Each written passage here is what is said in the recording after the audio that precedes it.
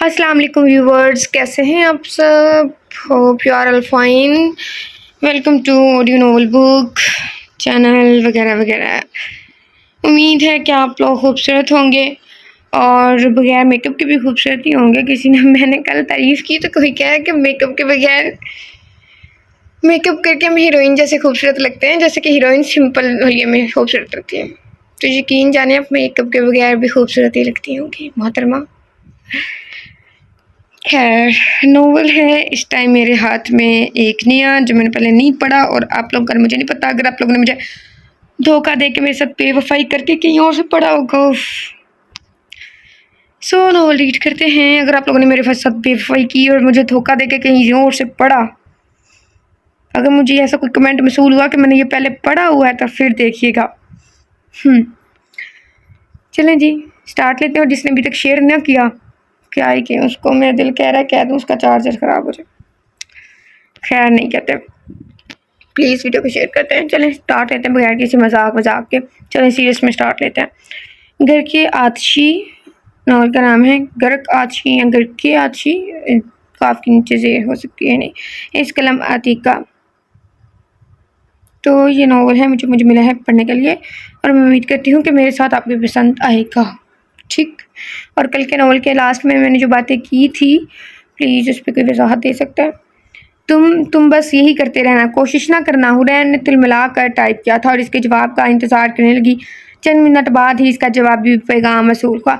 तो क्या करूं? रिश्ता लेकर आया था ना? क्या कहा था तुम्हारी बहन और बहनोई ने? हम किसी कंगले के हाथ में रिश्ता नहीं देते। तो तुम यार कोई छोटी मोटी ही नौकरी कर लो।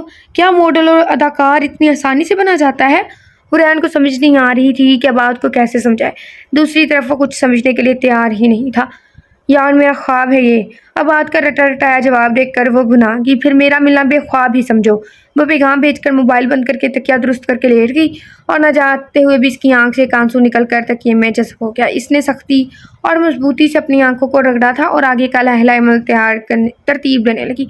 इसके बहनोई की दुबई में नौकरी लगी थी। सारी सहूलियात के साथ साथ फैमिली को साथ रखने की भी सहूलत दी गई थी। बहनोई राबिया को अपने साथ ले जाना चाहता था और राबिया भी जाना चाहती थी और हुरैन इसको हक बजानब भी समझती थी। भला एक घर बार छोड़कर वह हुरैन के साथ क्यों रुकती? अलमुख्तसर वो दोनों चाहते थे बिना कोई ज़्यादा खर्चा वर्चा किए हुरैन के अच्छे और महजूब घराने में शादी हो जाए। लड़का सही कमाता खाता हो और हुरैन को भी खुश रखे। यानी वे ज़माने में मौजज़ा चाहते थे और ये मौजज़ा होकर नहीं दे रहा था, जिस वजह से आए दिन घर में तलखी बढ़ती जा रही थी और इस तलखी की वजह बिना किसी शक व शुबे के वही थी। अगले दिन सुबह रासम के ऑफिस जाते ही हुरैन बाहर आई थी। राबिया ने उसको देखकर सपाट चेहरा कर लिया था और अपने लिए चाय निकालने लगी, लेकिन राबिया ने किन से इसके हाथ में फाइल और दूसरे कंधे पर पर्स को देखा था। मगर हुरैन को नाश्ते के लिए टेबल की तरफ आने के बजाय बाहर जाते देखा तो ठिठकी। कहाँ जा रही हो? नौकरी ढूंढने और ठिकाना देखने। हुरैन का लहजा लठमार था। ठिकाना रहना देना तुम यहाँ ही रहोगी। तुम्हारे भाई ने कहा है पीछे ये घर खाली ही रहेगा, तो किसकी देखभाल कैसे होगी? अलबत्ता फरागत के लिए नौकरी करना चाहती हो तो इजाज़त है। राबिया ने बर्तन समेटते हुए अपने लहजे में थोड़ा प्यार समोया था, मगर लफ्ज़ों का सही चुनाव नहीं कर पाई। हुरैन के गले में एक गोला सा अटक गया और आंखें नम हो गई। काश राबिया तुम ये कहती कि मैं अकेली कैसे रहूँगी। इसके लहजे में बेबसी और अफसोस था। राबिया ने इसको चौंक कर देखा। अब रिश्ते ढूंढ तो रहे हैं तुम्हारे लिए, मगर आप एक मौजज़ा देखना चाहते हैं, रिश्ता नहीं। इसने तलखी से राबिया की बात काटी थी। तमीज़ से बात करो हुरैन। अच्छा सही, ठीक है, मैं जा रही हूँ और एक बार नौकरी मिल जाए तो ये घर भी आपको मुबारक हो। हुरैन ने एक गहरा सांस लेकर खुद को नॉर्मल करना चाहा था। सिर्फ बीए पास पर आजकल नौकरी नहीं मिलती, भूखे पेट फिरना पड़ता है, धक्के खाने पड़ते हैं। राबिया ने तेजी से तंज किया था। तो आप कौन सा मुझे भरे पेट भेज रही हैं? और हाँ, रही धक्कों की बात को मंजूर है, मगर इस घर की देखभाल नहीं। इसने जहरीली मुस्कुराहट लोगों पर सजा कर दूबदू जवाब दिया, जिससे राबिया कलस गई। अब कोई कहेगा कि सिस्टर्स में ऐसा नहीं होता, बहनें तो बहनों को बहुत करती होंगी। ये नहीं कहते कि नहीं करती, बहुत सी करती होंगी, लेकिन एक मिसाल मेरे आंखों के सामने चलती है ना, तो मैं ये कहती हूँ कि बिल्कुल ऐसा होता है। ये तो फिर ऐसे कह रही है ना, जो मैंने देखा है ना पर्सनली, वो इससे भी ज़्यादा बुरा है। कदम कदम पर साबित करती हो कि सुतेले कभी सगे नहीं होते। राबिया की बात से वो 100% मुतफिक थी। दोनों ने कभी एक दूसरे को ऐसा मान ही नहीं दिया था कि वो सगों वाला प्यार कर सके। ये सुतेलिया जो मैंने देखा था वो सगे है। बिल्कुल, इसलिए तो ही मुझे अंदाज़ा है बाप एक ना होता तो 3 टाइम का खाना भी आप ना देती, हुरैन ने कहा था और राबिया को पीछे भुना हुआ छोड़ती निकलती चली गई। अम्मी मैं जा रही हूँ। रानिया नज़ाकत से साड़ी संभालती अंदर आई थी।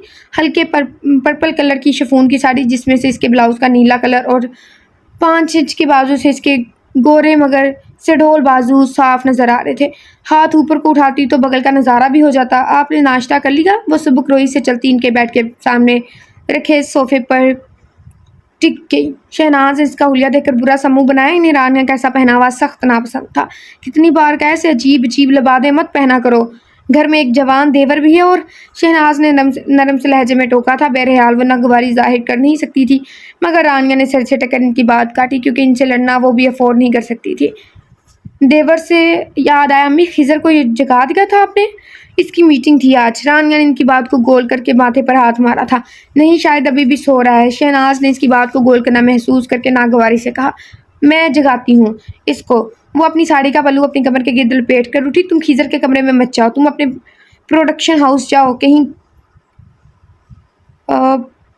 लेट ना हो जाए। मैं उठा दूंगी इसे। शहनाज बेगम किसी मसलहत के तहत बोल पड़ी। मुंह फेरे खड़ी रानिया का चेहरा सपाट हुआ था और आंखों में नागवारी की झलक थी, मगर जबरन लबों पर मुस्कान सजा कर मुड़ी। जी अम्मी, वैसे भी प्रोड्यूसर होना आसान तो नहीं है। नहीं, बहुत थक जाती हूँ, जबकि साथ घर की जिम्मेदारी भी हो। इसने किस कदर जताते लहजे में कहा था और पल्लू झटकती बाहर निकल गई। पीछे शहनाज बेगम ने थक कर सर बेड क्राउन से लगा लिया। अहमर और खिजर इनके 2 बेटे, उनको दोनों को सलीम साहब और शहनाज ने मोहब्बत से पाला पोसा था। 6 साल पहले जब खिजर ने मेडिकल में दाखिला लिया तो सलीम साहब कैंसर के मरीज से हार कर शहनाज को अकेला छोड़ के बहुत दिन शहनाज को खुद को संभालने में लग गए। फिर संभल गई तो दिल में ख्याल आया कि उन्हें अहमर की शादी करती जाए। वैसे भी अब इनकी बुरी हड्डियों से काम नहीं होता था। इनकी देवरानी कुदसिया अपनी बेटी बीनश के लिए अहमर को चाहती थी, और इस बात से पूरी तरह वाकिफ शहनाज बेगम ने कुदसिया के सामने इसकी सांवली बेटी बीनश, जो फिलहाल मैट्रिक में थी, अपने दोनों खूबसूरत बेटों से मुवाजना बड़े तल्ख अंदाज में किया। तो कुदसिया बेगम का दिल जेठानी के ऐसे मगरूराना रवैये पर किरची किरची हो गया था, और उन्होंने तय किया वो अपनी बेटी बीनश की शख्सियत को ऐसा बनाएंगी कि इसका सांवला रंग कभी इसके लिए तहजीक ना बने, का निशाना न बने। 1 साल बाद अहमद ने अपनी पढ़ाई मुकम्मल करने के बाद प्रोडक्शन हाउस बना लिया और इसके प्रोडक्शन हाउस के बैनर तले ड्रामे मकबूल होने लगे। शहनाज बेगम की गर्दन में मजीद सरिया फिट हो गया था और वो शदुमत से अहमद की हमपला लड़की तलाश करने लगी थी, मगर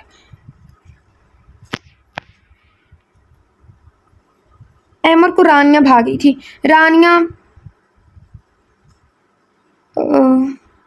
इधर पता नहीं आगे क्या लिखा है। रानी आई थिंक आज़ाद, लेकिन एक छोटी मोटी मॉडल थी, और अहमर की मुलाकात इससे ड्रामे की शूटिंग के दौरान हुई थी, जिसमें वो एक सीन के लिए ली गई थी। अहमर इसको देखते इस पर फिदा हो गया था, और रानिया अहमर की खूबसूरती दौलत से अहमद ने इजहार मोहब्बत करने और रानिया के इकरार करने के बाद फ़ौरन ही शहनाज बेगम से बात की थी। शहनाज बेगम तो पहले ही अहमद के शोबिस दुनिया से जुड़ने पर थोड़ी नाला रहती थी। ये सुनकर तो इनका जो डर था कि अहमद को कोई बेहया ड्रामों में काम करने वाली ना फंसा ले, सच साबित हुआ था, और वही बेहया ड्रामे तुम्हारा बेटा बनाता था, है ना। उन्होंने मनाने की कोशिश भी की, मगर अहमद अपनी बात पर डट गया था। सॉरी। रानिया का जादू सर चढ़कर बोलता तो अहमद रूट कर 2 दिन घर ना आता। बिलाखिर शहनाज बेगम को हथियार ढालने पड़े और उन्होंने रानिया के लिए हामी भर दी। रानिया इनकी सोच के बरक से कच्ची बहू साबित हुई थी, इसलिए शहनाज बेगम के सारे खदशात मिटा दिए थे। मगर रानिया के पहनावे पर इनको एतराज़ था, क्योंकि खिजर की मौजूदगी में ऐसे लिबास मुनासिब नहीं लगते थे।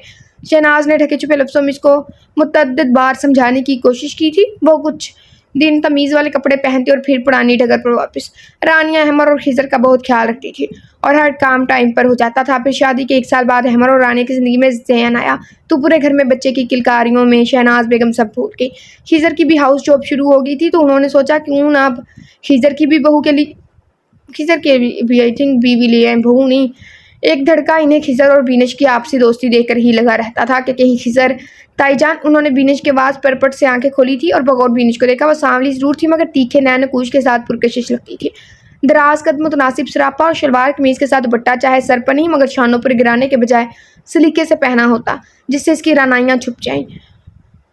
MBA करने जा रही थी, हाथों में चूड़ियाँ। इसे चूड़ियाँ बहुत पसंद थी, बेहद बातूनी और पुरएतमाद। वो किसी की भी आइडल हो सकती थी।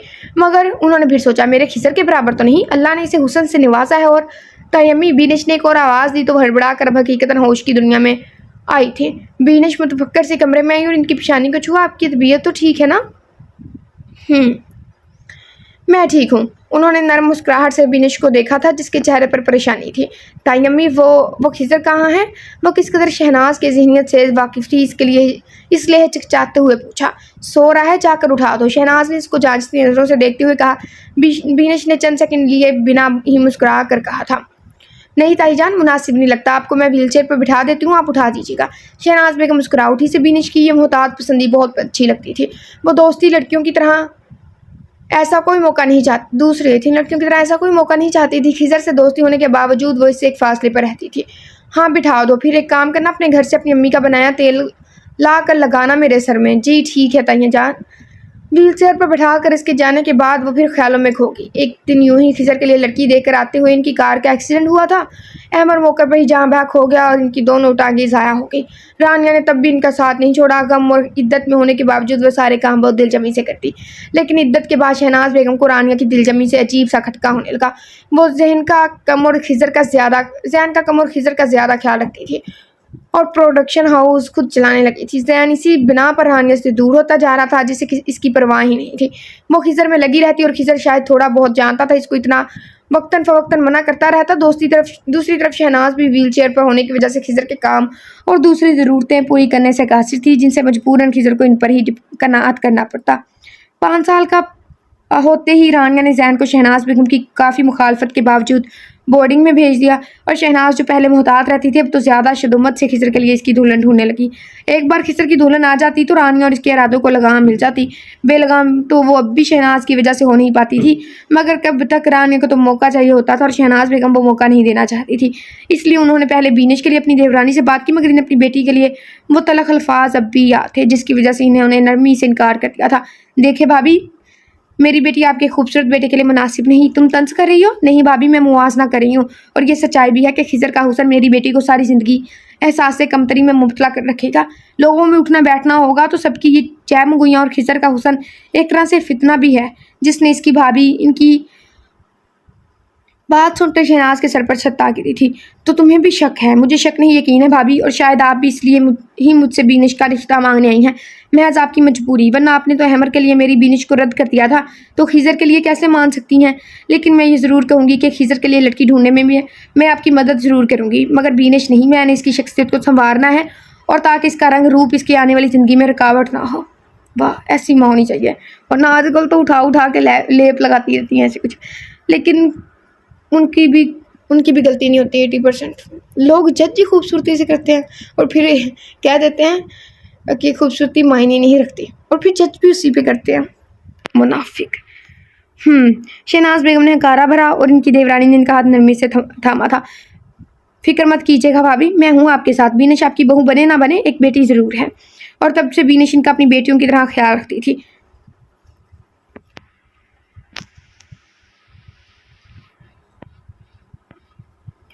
खिज़र रात के घर आया था और कनपट्टी मसलते हुए अपने पहले शहनाज बेगम के कमरे का रुख किया, मगर कमरे में मलगजा अंधेरा इनके सोचने की गवाही दे रहा था। आज शायद तबीयत ख़राब होगी, इसलिए जल्दी सो गई।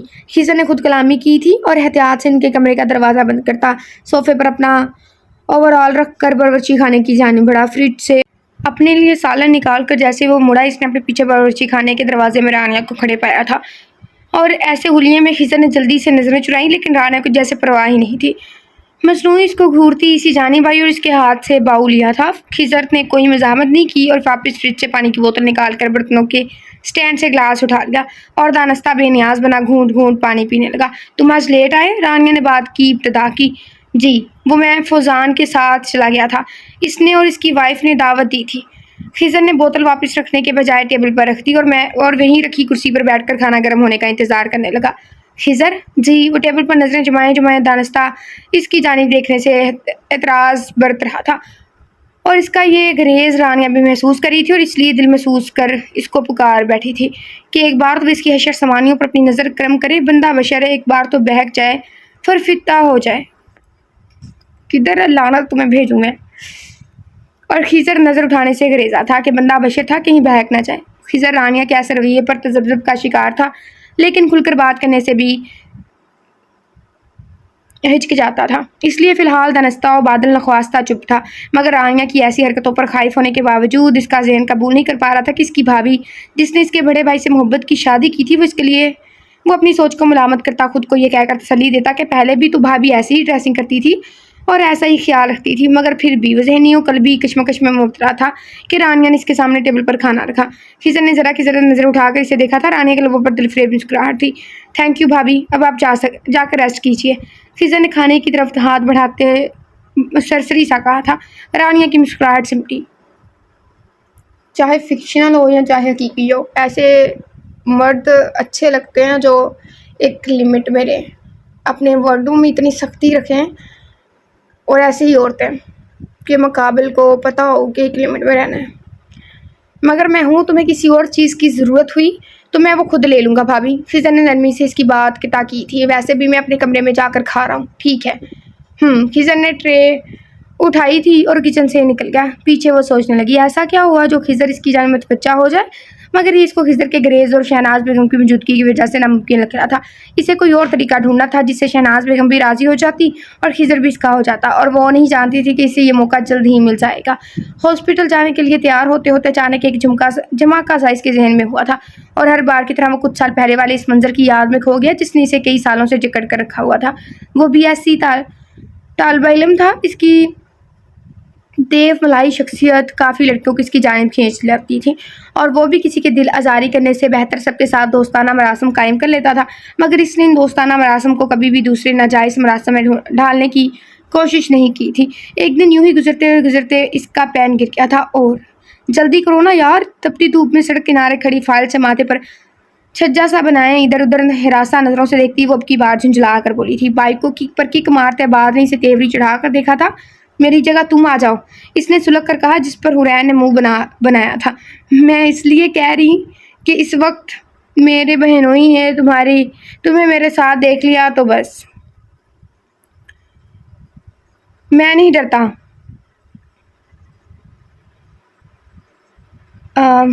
आबाद ने तड़क कर बाइक को एक जोरदार ठोकर मारी थी, यानी हुरैन का गुस्सा इस पर उतरा। ओह सो सॉरी, मैंने वापस रिपीट किया क्योंकि मैं अपनी बहन से बात कर रही थी। अच्छा डरते नहीं, मगर मैं तो डरती हूँ ना, जल्दी चला लो। उफ, ऊपर से इतनी गर्मी भी है। उफ, इसने अब कदरे नरमी से मौकर पचकारा था। वो अभी माथे पर आया पसीना पूंछता बाइक को किक पर किक मारने लगा। इसी वक्त इनके आगे एक कार आकर रुकी थी और शीशा नीचे हुआ। बाद में चुंबे से मशहूर प्रोडक्शन हाउस की मालिक रानिया को बैठे देखा था। चंद दिन पहले ही वो इसके ड्रामे के लिए ऑडिशन देकर आया था। ऑडिशन में तो ज़्यादा कामयाब ना हो सका, मगर अपनी आंखों के दाव पेच से रानिया को हिलाकर आया था। रानिया को इसकी आंखें खूबसूरत लगी थी, और कुछ सोचो विचार के बाद खुसूसन आजकल के ड्रामा म्यार और ड्रामा देखने वालों की अक्सरियत यानी सिनफ नाजुक की नफ्सियात से किसी हद तक वाकफियत ने इसको आबाद की तरफ राग़िब किया। आधा ड्रामे की आधी शोहरत तो इसकी आंखों से ही हो जाती, जिसकी वजह से वो इसको ड्रामा में एक रोल देना चाहती थी। आज या कल में वो इसे बुलाने का इरादा रखती थी, और आज वो यहाँ मिल गया था। रानिया ने अपनी जानिब का शीशा नीचे करते हुए पहले आबाद को और फिर कोफत से खराब मुंह लिए खड़ी इसके पीछे हुरैन को देखा था। इतनी गर्मी में कहाँ खुआर हो रहे हो? रानिया ने इससे दोस्ताना अंदाज में पूछा था। बात थोड़ा खुजल हुआ। वो मैम, बस अचानक न जाने क्या हो गया इसको। ओह, हो जाता है ऐसा कभी कभी। आओ मैं तुम दोनों को ड्रॉप कर देती हूँ। मैम नहीं, कोई बात नहीं। आबाद ने मरवतन इनकार किया था। रानिया ने हल्का सा नफ़ी में सर हिलाया। अरे नहीं, कोई बात नहीं, तुम आओ दोनों बैठो। गर्ज इनके बेहद असरार पर वो इनकी गाड़ी में बैठ गए थे। आबाद रानिया के साथ वाली सीट चिपके हुरैन पीछे बैठ गई थी और तीखी नज़रों से आबाद को घूर रही थी। आबाद ने इसकी नज़रों को भांप लिया, लेकिन अनजान बना रहा। अलबत्ता रानिया ने अब तक खामोश बैठी जल्दी करती हुरैन से पूछा था, तुम्हारा नाम क्या है? जी, वो चौंकी। मेरा नाम हुरैन है। वो ज़बरदस्ती मुस्कान लबों पर सजाए बोली, नाइस नेम। रानिया ने सरधना। एक्सक्यूज़ मी मैम, मेरी बस यहाँ है, यहाँ ही आएगी, आप मुझे यहाँ उतार दीजिए। हुरैन ने कहा था। बात गड़बड़ा गया। अरे तुम यहाँ क्यों? मुझे पहली देर हो गई है, हुरैन ने लठमार लहजे में कहा था, मगर वो घिघियाया। प्लीज़ मैम, इसको इसके घर तक ड्रॉप कर दीजिएगा, हुरैन ने कहा था। रानिया ने हंसी दबाई। आबाद की सूरत देखने से ताल्लुक़ रखती थी। हुरैन ने कार के दरवाज़ा खोलकर बाहर कदम रखा तो तेज़ चलाती धूप से इसकी आंखों के आगे अंधेरा छा गया, लेकिन इसे अपनी अना का झंडा सर बुलंद रखना था। आबाद ने इसे बाहर निकलते देखकर जाना चाहा तो रानिया एकदम बोल पड़ी, रुको आबाद, मुझे तुमसे एक ज़रूरी बात करनी है। हुरैन जो आबाद को अपने पीछे आते देखने की मुतमना थी मुतमनी या मुतमनाएगा थी। इसके यूं रुकने पर कलस्ती हुई कार से दूर होगी। पॉइंट की तरफ जाते हुए इसके कदम मनमन के हो रहे थे। क्रॉस बैग कंधे पर लटकाए वो चला ही जा रहा था कि इसकी नज़र अचानक अपनी शर्ट की जेब पर गई तो इसका दिल धक से रह गया। शहनाज बेगम ने इसको जो बहुत चाह से गिफ्ट किया था वो पेन गायब था।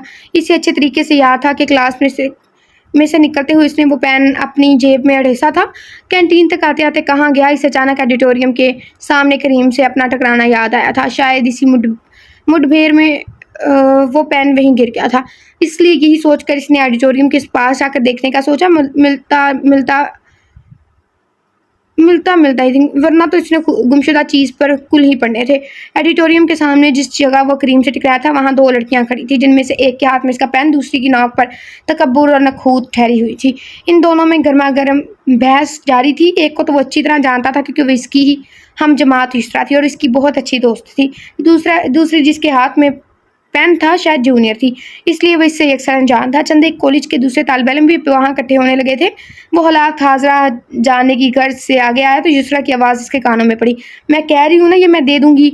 इसकी आवाज़ में झुंझलाहट थी। मैं कैसे यकीन कर लूँ? इस लड़की ने तीखे से जवाब दिया और पेन वापस अपने हाथों में घुमाया। ये किसी और की अमानत है, ये सिर्फ एक पेन ही है, कोई तिजोरी की चाबी नहीं जो तुम इतनी हिज्जतें कर रही हो। युसरा चिड़ी थी। तिजोरी की चाबी ही लग रही जो तुम इतना इसरार कर रही हो? ओह अच्छा। युसरा ने अच्छा को लंबा करके खींचा था। जान दी हूँ मैं खिजर के सामने इंप्रेशन जमाना चाहती हो ना तुम आम सूरत लड़कियों को बस मौका चाहिए होता है खिजर के सामने शेखी बिगाड़ने का। युसरा का लहजा तेज़ और तगमेज़ था। हुरैन तलक सा मुस्कुराई। कितने ब्यूटी कंपटीशन जीत चुकी हैं आप? इसके गैर मुतवक्का ठंडे और नासहाना लहजे पर युसरा चौंकी थी। क्या कितने ब्यूटी कंपटीशन में हिस्सा ले चुकी हैं आप? अब इसके लहजे में इस्तज़ाइया की इमेजिश थी। तालिबों में दबी दबी हंसी गूंजी तो युसरा का चेहरा हितक से सुर्ख हुआ था और जवाब न बनने पर लब बीच के। सुनिए, आप में से जो भी इन देवमलाई हुस्न जमाल रखने वाले इन साहिब को जानते हैं जिनका उन्होंने नाम लिया है, प्लीज़ ये पेन इनको दे दीजिएगा।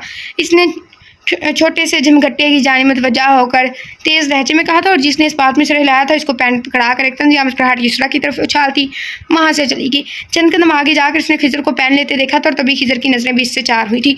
खिजर को खिलाफत वक़ा इसकी आंखों में पसंदगी सताइश तक का शुबा तक नजर न आया था जो वो देखने का आदी था, बल्कि इसकी निगाहें बेतासुर थी और वो सर झटकती आगे निकल गई थी।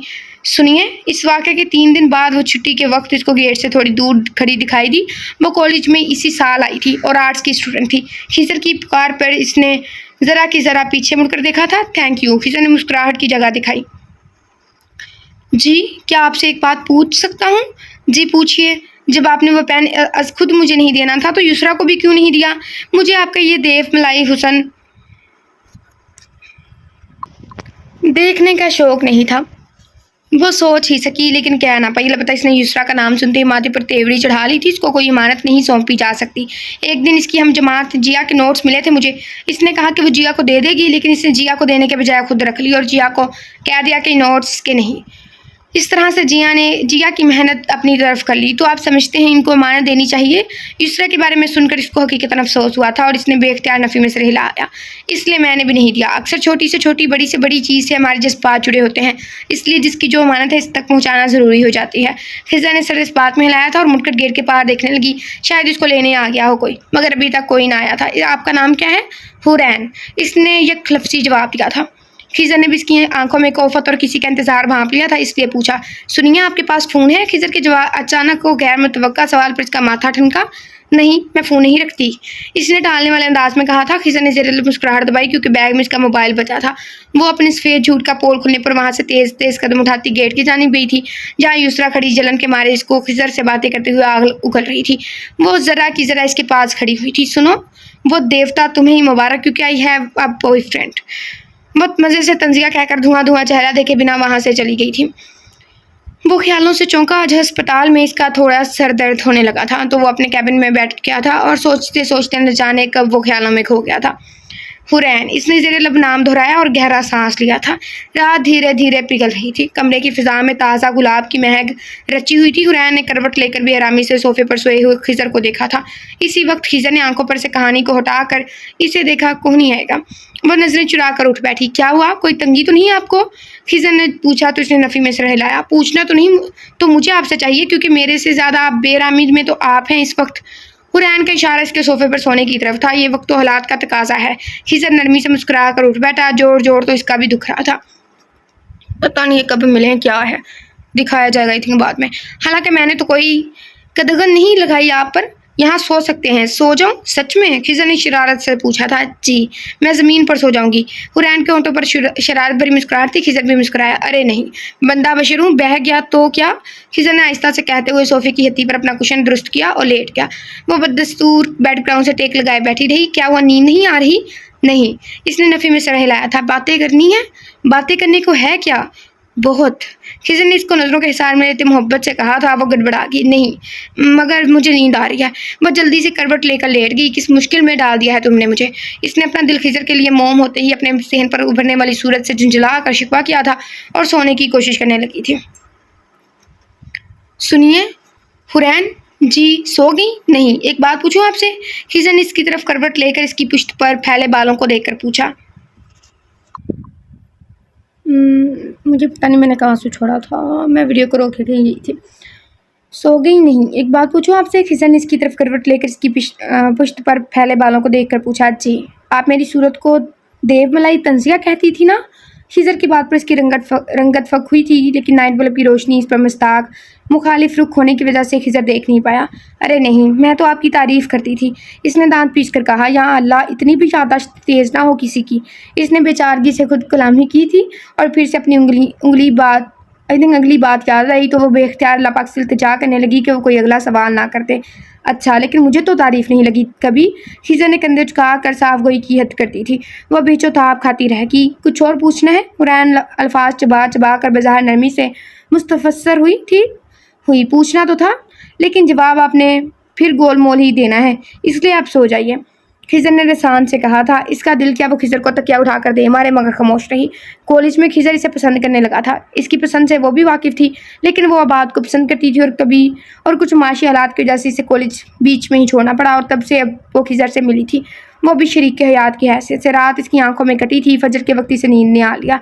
सुबह आँख खुलते ही बासी फूलों की महक ने इसका इस्तकबाल किया था। वो लड़ी हाथ में पकड़े कुछ लम्हे सोचती रही कि आगे का सफ़र कैसे जारी रखना है।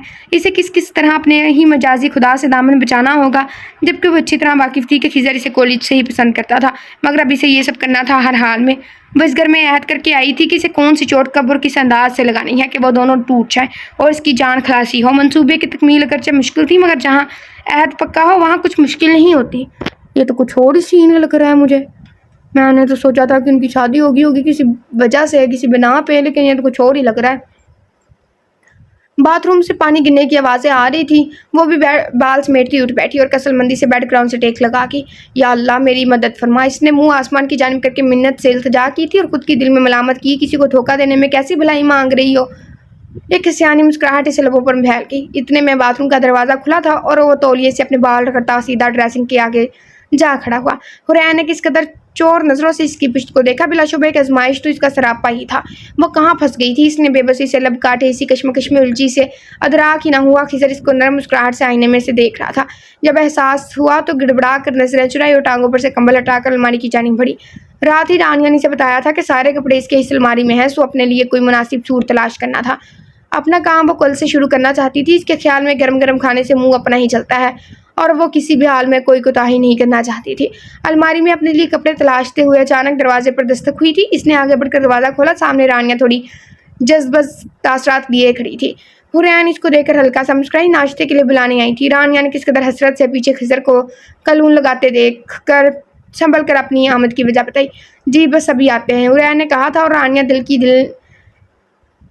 में कलस्ती वापस हो रही। हुरैन ने भी दरवाज़ा बंद किया था और अपने लिए कपड़े निकाल कर बाथरूम में घुस गई।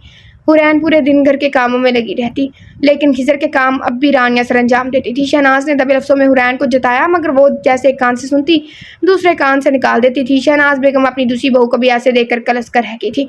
कहाँ इनकी उम्मीदें, कहाँ इनकी उम्मीदों पर पानी फेरती हुरैन। आज जब साहब डाइनिंग टेबल पर मौजूद थे तो रानिया को खिजर के लाड उठाते देखकर शहनाज ने टोक दिया। अब तो बच्चों की तरह इसके लाड ना उठाओ, खैर से बीवी आ गई है इसकी, अब इसे उठाने दो। शहनाज बेगम की कारदार बात पर खिजर हल्का सा खिसिया गया था। हुरैन और रानिया की रंगत मुतगैर हुई। फिर रानिया ने खुद को संभालते हुए दुबदू तंज किया था। बीवी को खुद से जानने की फुर्सत नहीं कि मेरे लाडले देवर को क्या पसंद है क्या नहीं, तो मैं तो उठाऊंगी ना, क्यों हुरैन? रानिया की बात पर हुरैन जलकर खाकस्तर हो गई थी और नवाला प्लेट में छोड़कर इसकी तरफ देखा। दूसरी तरफ शहनाज बेगम रानिया से लाख इख्तलाफ रखकर भी खामोश रही कि किसी भी तरह बासी कड़ी में उबाल तो आए। खैर से भाभी, आप ये मौका किसी को लेने ही नहीं देती, फिर हम भी गुस्ताखी करना नहीं चाहते। हुरैन ने दांत पीस कर कहा था। अरे बस बस, हुरैन भाभी का जो इस घर में मुकाम है वो आप नहीं जानती, और हुरैन आपका जो मेरे दिल में मुकाम है वो कोई नहीं जानता। खिजर ने सूरत हाल बिगड़ते देखकर बात संभाली थी और हुरैन को मीठी नजरों से देखा था, जो खिजर के इतने से इजहार पर ब्लश करके नजरें झुका गई थी। रानी अलबत्ता लाल भभू का चेहरा लिए टेबल से उठकर चली गई थी। इत्थे रख साडा हक। फिर इसके बाद हुरैन ने खिजर के भी काम अपने हाथों में ले लिए थे और वो दिन दिन रानियां गारों पर लूटती।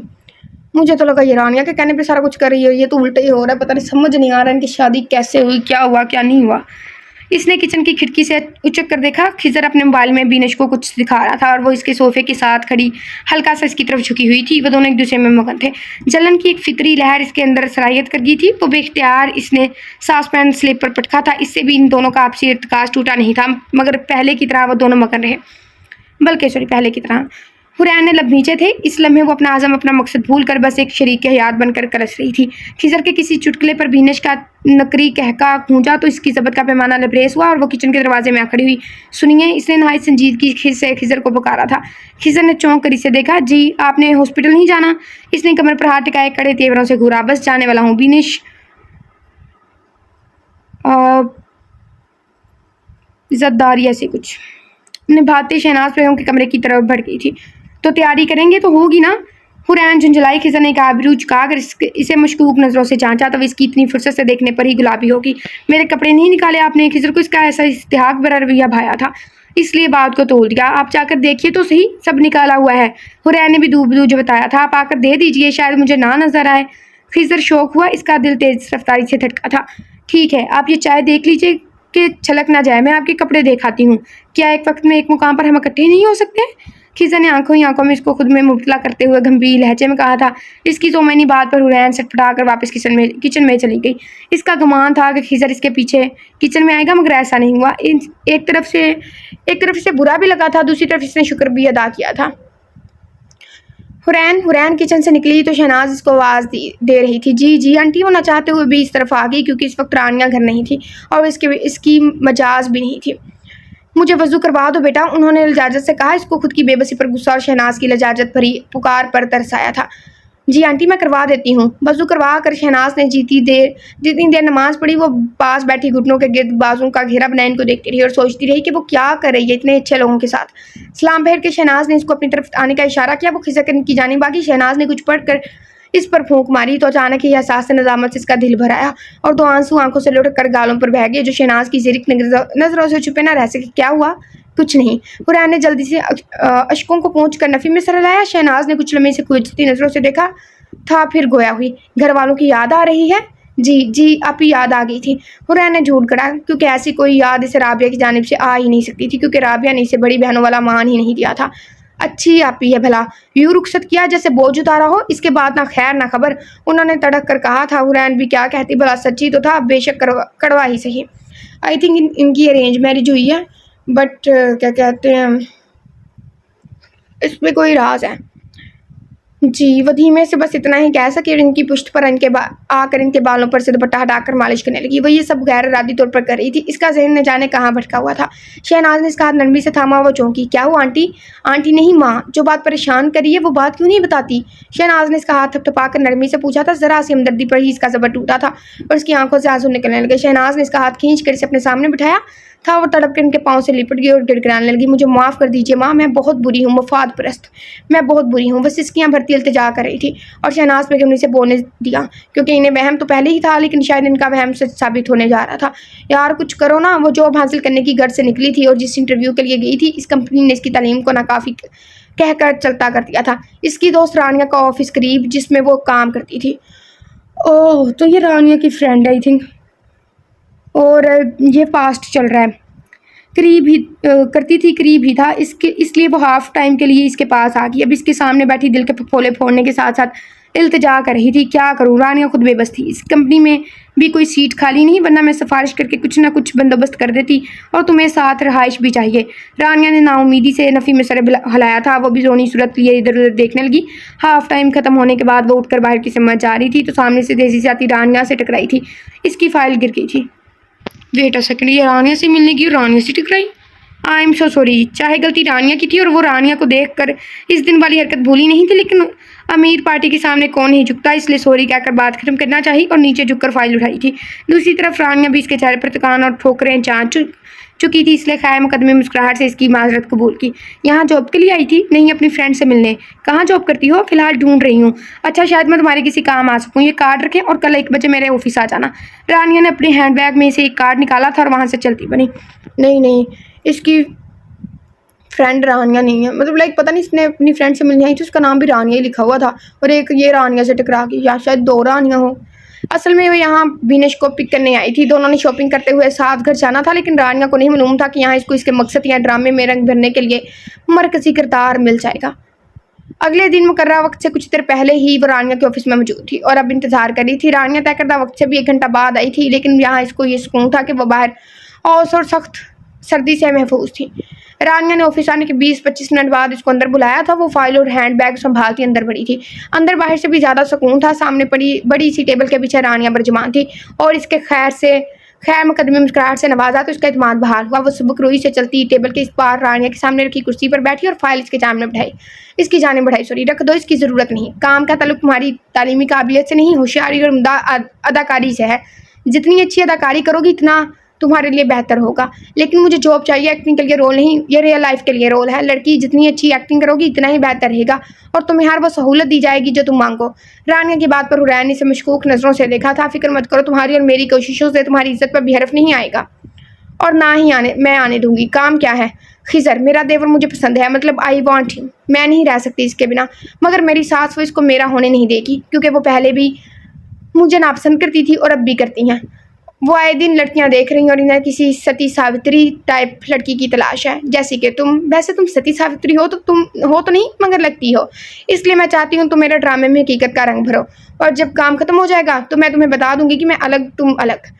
लेकिन काम के बाद में तुम्हें तनख्वाह मिलती रहेगी। अलमुख्तसर तुम्हारी शादी मैं खिजर से करवाऊंगी और शादी के बाद तुम्हारे काम बामा खिजर के करीब जाने के मेरे मुताबिक करना, तो जल्द ही इन्हें अपनी गलती का एहसास हो जाएगा और खिजर की ज़िंदगी से तंग तुम निकल जाओगे। थिंक फिर आएगा मेरा काम। फ़र्ज़ करें अगर मैं आपकी सास को पसंद ही ना आई, तो ऐसा हो ही नहीं सकता। मैंने कहा ना कि तुम लगती हो सती सावित्री। उन्होंने इस्तज़ाइया कहा था। वो अंदर ही अंदर कलस गई और उठ खड़ी हुई। कल तक सोच कर मुझे बता देना, बाकी की तफसील मैं तुम्हें कल बताऊंगी और तनख्वाह, दूसरी मराहत और सहूलियात बताऊंगी। रानिया ने इत्मीनान से कहा था। वो बिना कुछ कहे वहाँ से निकल आई थी और घर में आते ही राबिया ने कम दिन और इसकी वजह से पेश आने वाली रुकावटों का रोना रोया तो इसने हालात की नज़ाकत को भांपते अगले दिन इसने खुद को रानिया के ऑफिस में पाया था। ओह, तो ये बात मुझे तो पहले ही लग रहा था। कितनी बदतमीज़ और कमीनी है ना, जलील औरत। मुझे क्या करना होगा? हुरैन ने शिकस्त खुर्दा लहजे में कहा था। पूरी रात वो बात को कॉल्स और मैसेजेस करती रही थी, लेकिन वो इस दिन का ही सख्त नाराज़ था, जैसे अचानक बेसहार हो गया हो। आखिर में सुबह तक वो फैसला कर चुकी थी और अब रानिया के सामने एक हारे हुए जवारी की तरह बैठी थी। खैर, किसी को तकलीफ और धोखा देना तो इसकी सरशिस्त नहीं था, मगर अब वो धोखा देने जा रही थी। हालात ने इसे किस नहज पर ला खड़ा किया था। रानिया ने एक साइड की मुस्कुराहट जिसमें हल्की सी इस्तज़ाया की भी झलक थी से जांचा और एक फ़ाइल निकाल कर इसके सामने की। Wait a second, I know कि हम इस टाइम बोलने वाले हैं, लेकिन ये उन रीडर्स के लिए हैं जिन्हें स्टोरी लाइक क्रैक करने में, समझ लगने में थोड़ा टाइम लगता है, तो मैं आपको सिंपल वे में समझाती हूँ। रानिया और आबाद का जो कॉल्स पहले रहा था, जैसे वो कह रहा था कि मुझे पहले कुछ बनना है, मुझे एक्टर बनना है, तो वो कहती थी फिर मुझे भी भूल जाओ। ये तब का सीन है। उसके बाद उसकी सौतेली बहन है, उनकी वजह से उसने जॉब करना स्टार्ट किया और अब ये रानिया से मिली है। रानिया अपने देवर को चाहती है, तो इस वजह से उसने कहा कि तुम मेरे देवर से निकाह कर लो और मेरा रास्ता साफ कर दो। जॉब और घर ना होने की वजह से हुरैन ऐसा कर रही है। और हुरैन के साथ जिसका निकाह हो रहा है ना, लाइक रानिया का देवर खिजर, वो उससे पहले भी कॉलेज में भी मिल चुका है। वो कॉलेज और आबाद और ये वाला सारा सीन पास्ट है। और रानिया की शादी अरेंज मैरिज हुई है, लेकिन लाइक अरेंज मैरिज भी खुद ही अरेंज की हुई है, लाइक प्री प्लान्ड। तो ये है सारी कहानी। उम्मीद है कि मैंने अच्छे से समझाया होगा। इसमें जब सब मौजूद है, पढ़ लो और साइन कर लो। इसने मरे मेरे हाथों से फाइल थामी। अंदर एक एग्रीमेंट पेपर था जिसमें कुछ शिकायत के बाद इसने कबूलियत का अंदिया देते वहाँ साइन करने थे। निकाह में रहते हुए इसे हर मुमकिन तौर पर खिजर के करीब नहीं जाना। नंबर 2, महादे के मुताबिक जल्द से जल्द अपना काम करने की कोशिश और हर मामले में रानिया की मंजूरी लाजमी होगी। नंबर 3, वो सिर्फ रानिया के बताए घरेलू काम अपने हाथ में लेगी। नंबर 4, तलाक के बाद अकदसानी कर सकती है, कहीं भी रह सकती है। नंबर 5, तलाक के बाद भी इसको रहाइश और तनख्वाह दी जाती रहेगी, चाहे फिर वो अकदसानी ही क्यों ना कर ले। नंबर 6, खिजर के निकाह में रहते हुए इसको वो तमाम सहूलियत दी जाएंगी जो वो चाहेगी, मगर खिजर के करीब नहीं जाएगी। नंबर 7, निकाह से पहले, इसके बाद और तलाक के बाद कभी भी वो ये राज किसी को नहीं बताएगी। नंबर 8, किसी कमज़ोर लम्हे में अगर खिजर और वो बाहमी जिस्मानी रिश्ता कायम कर बैठे तो सबसे पहले रानिया को बताए और रानिया इसी वक्त ये महादा ख़त्म करने की मजाज होगी और हुरैन को इस घर से किसी को बिना बताए बिना कुछ लिए जाना होगा और शादी और देकर पैसे एक माह में अदा करेगी। नंबर 9, अगर हुरैन ने जज्बात में या गुस्से में कभी किसी को सच्चाई बताई तो शादी से लेकर तब तक जितने पैसे भी लगे होंगे वो 1 महीने में वापस करने की मजाज है। इसने सारी शराइत पढ़कर एक गहरी बोझल सांस ली थी। आपको क्यों लगता है कि मैं गद्दारी करूंगी? क्योंकि तुमने अभी तक खिजर को नहीं देखा। रानिया ने चमकती आंखों से ऐसे कहा कि हुरैन को भी इसे देखने का इश्तियाक हुआ था, लेकिन इस रानिया की बात से मोहब्बत के बजाय हवस की बू आई। और मैं कब देख सकती हूँ? शादी की रात को। उन्होंने पेन इसकी जानिब बढ़ाते हुए कहा। इसने थोड़ी सोचो विचार के बाद पेन थाम लिया और साइन करने लगी तो रानिया बोल पड़ी, मैंने तुम्हारे लिए एक और शर्त रखी है। क्या? इसे शर्त सुनने में दिलचस्पी नहीं थी क्योंकि इसका दिल बहुत बोझल हो रहा था। फिर भी इसने पूछ लिया, तुम्हारे आबाद को भी 3 ड्रामों में मरकजी किरदार दिया जाएगा और वो ये सब पहले ही सुन चुका है। इसी के कहने पर मैंने तुम्हारा इंतखाब किया था। ओह मेरे खुदाया, ला हौला वला कुव्वता, ऐसे मर्द गर्क क्यों नहीं हो जाते? रानिया ने मज़े से बताया था। वो तिलमिला उठी, जलील कमीना। हुरैन ने दिल में से गालियों से नवाजा था और वो जो थोड़ी बहुत रद्दोकद थी वो अभी दूर होगी। इसने साइन कर दिए थे मगर आबाद की बेगैरती को सोचते हुए इसे खिजर के बारे में सोचने की फुर्सत ही ना मिली और इसके महमा गुमा में भी नहीं था कि ये खिजर वो कॉलेज वाला होगा। फिर सारा कुछ रानिया ने किया था। वहीं शहनाज बेगम के साथ इनके घर आकर राबिया से मिली थी और इनको किसी दूर पार के रिश्तेदार का हवाला जो इसने हुरैन से पूछा था देखकर अपने आने का मुद्दा बयान किया। राबिया तो खुशी से फूली नहीं समा रही थी। बैठे बिठाए डॉक्टर का रिश्ता और रिश्तेदारों की भी मुंह पर भी कफा लग जाता कि सौतेली थी, इसलिए तनहा छोड़कर चली गई। शहनाज को भी हुरैन पसंद आ गई थी और राबिया की मीठी छुरी जैसी ज़बान भी, और अरसम ने रस्मी सी जांच पड़ताल के बाद हाँ कर दी। बहुत जल्द सब हुआ था, 1 हफ्ते में, क्योंकि राबिया ने उनको अपनी मजबूरी से कई गुना बढ़कर दुखी लहजे में बताई थी। 2-4 मगरमच्छ के आंसू बहाए और चटमंगनी पटवया हो गया। वो बात से कभी राब्ता न रखने की ख्वाहिशमंद थी, इसलिए इसने अपनी सिम तोड़कर फ़ोन अपने सामान में रख लिया था। शादी के दिन निकाह के बाद स्टेज पर वो खिजर को और खिजर इसको देखकर हैरान रह गया। दोनों के बहमो गुमा में भी नहीं था कि कई साल बाद वो दोनों वापस एक दूसरे के सामने होंगे। वो स्टेज पर खिजर के साथ बैठी इसकी बार बार खुद पर उठती सताइशी नज़रों से काफ़ी नर्वस हो रही थी। बीनिश ने भी नोट किया था, आपकी ही है, अब तो सारी ज़िंदगी इसे ही देखना है, बस कीजिए। बीनिश की बात पर वो गुलाबी हुई जबकि खिजर ने बीनिश की जान मुस्कुराती नज़रों से देखा था। बीनिश के दिल में हलचल हुई तो खुद को डिपटा। ख्वाब में मुजस्सम होकर सामने हो तो पलकें झपकाने की गुस्ताखी कौन करता है? बीनिश ने इसकी शायराना बात पर सरधना और आबे दूध का गिलास उठाया स्टेज पर आ गई तो नोक-झोंक शुरू हो गई। रुखसती के बाद घर से लेकर खिजर से घर तक और स्टेज पर बैठी वो कभी खुद के दिल से लड़ती और कभी ज़मीर से यही सोच रही थी कि अपना मंसूबा वो कैसे पूरा करेगी, खिजर को अपने करीब आने से कैसे रोकेगी। लेकिन रानिया ने बाहर से खिजर को न जाने क्या कहकर भेजा था। खिजर कमरे में आया तो उसके बिल्कुल सामने बैठकर नरमी से गुफ्तगू शुरू की थी। वो सुकड़ सिमट कर बैठी इस दुश्मन जो हराने के सारे हथियारों से लेस था सुन रही थी। देखिए, आप जब सहनी तौर पर मादा हो हम अपना रिश्ता तब शुरू करेंगे। मैं जानता हूँ कि आपको स्पेस चाहिए, अभी इतनी जल्दी अजनबी से रूह का साथी नहीं बना जाता और ना ही मैं जबर से अपनी तस्कीन चाहता हूँ। निकाह महज 2 जिस्मों का मिलाप नहीं बल्कि 2 दिल की यहाँ मांगी है और सुकून होता है। इसलिए जब आप मेरी मोहब्बत को कबूल करें तब तक आप मुझसे सब शेयर कर सकती हैं, सब कुछ, और मैं भी आपके किसी भी मामले में हक तलफी नहीं होने दूंगा। खिजर ने अपना मुद्दा साफ लफ्ज़ों में बयान करते इसके सारे खदशे दूर कर दिए थे और वो जहनी तौर पर खुद को काफ़ी हल्का फुल्का महसूस करने लगी। थैंक यू, हुरैन ने धीमे से कहा था। I love you. ऐसे ना करो प्लीज़, मुझे के ड्रामा याद आ गए सारे।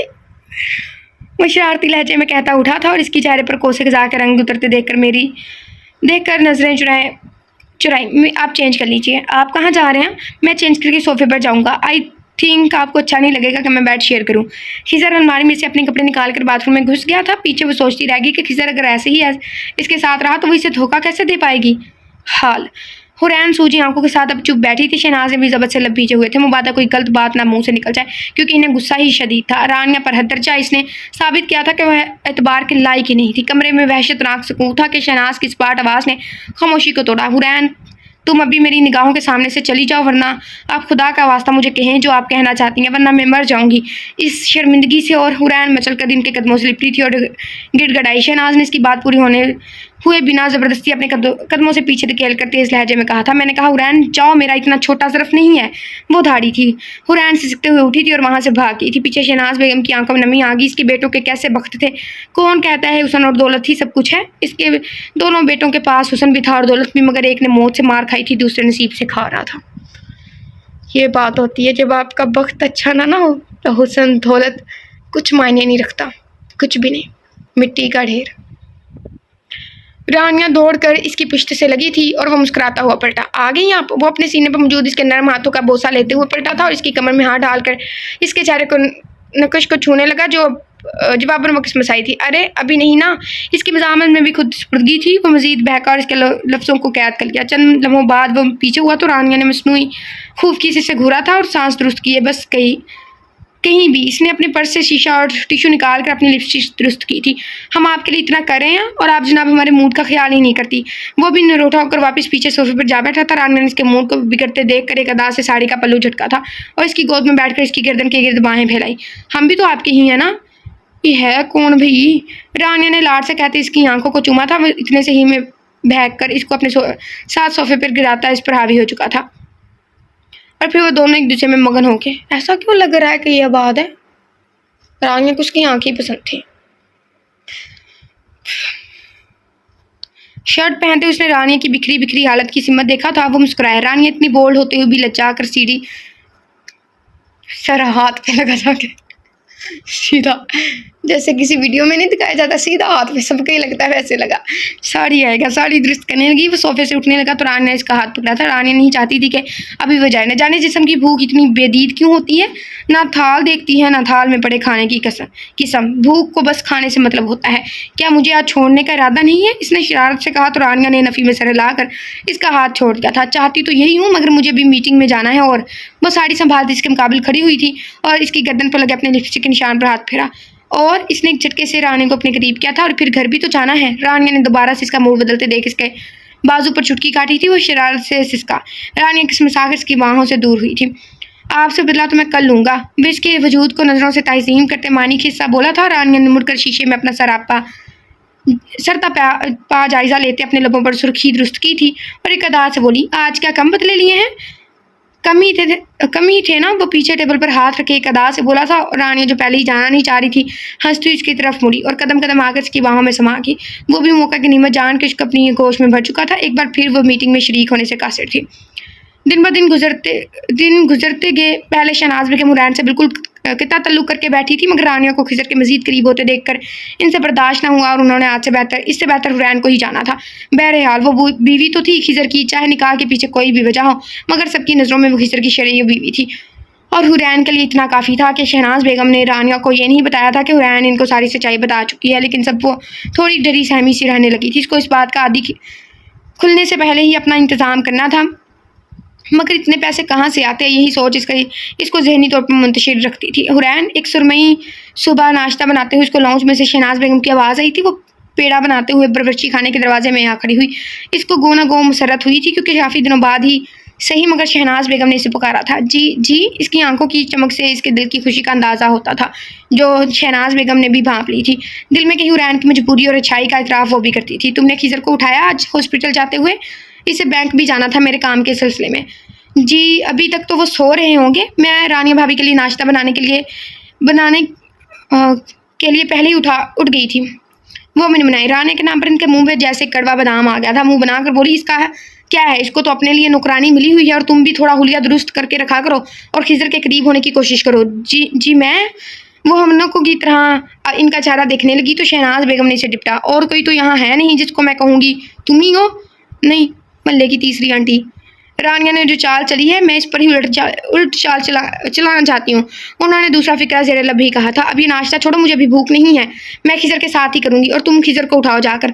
उन्होंने व्हीलचेयर का रुख मोड़ते हुए हुक्म सादर किया था। जी, इसने मरी मरी आवाज़ में कहा था और पेड़ा वापस थाल में रखकर हाथ धोए बिना ही कमरे में चली गई। खिजर को जगाना इतना मुश्किल हरगिज़ नहीं होता था।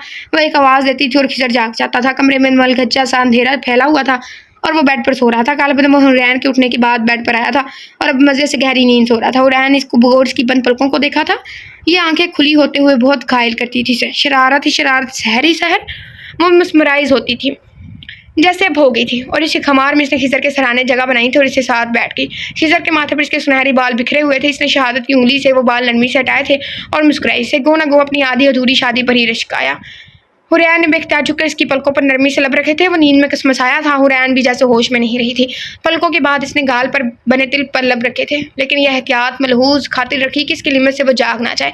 हुरैन को दफतन होश आया तो वो अपने दिल की बेईमानी पर घबरा कर उठ खड़ी हुई और जाना चाहती थी कि खिजर जो पहले ही जागा हुआ था, इसने सरायत से इसका हाथ पकड़ा था। मैं ये कहने ही वाली थी, हीरो तो जागा हुआ होगा। वही हुआ। हीरो भी जिन की औलाद ही होते हैं। इसने सराहत से इसका हाथ पकड़ा था और अपने ऊपर घिरा लिया। वो दम्बा खुद इसके सीने पर गिरी थी।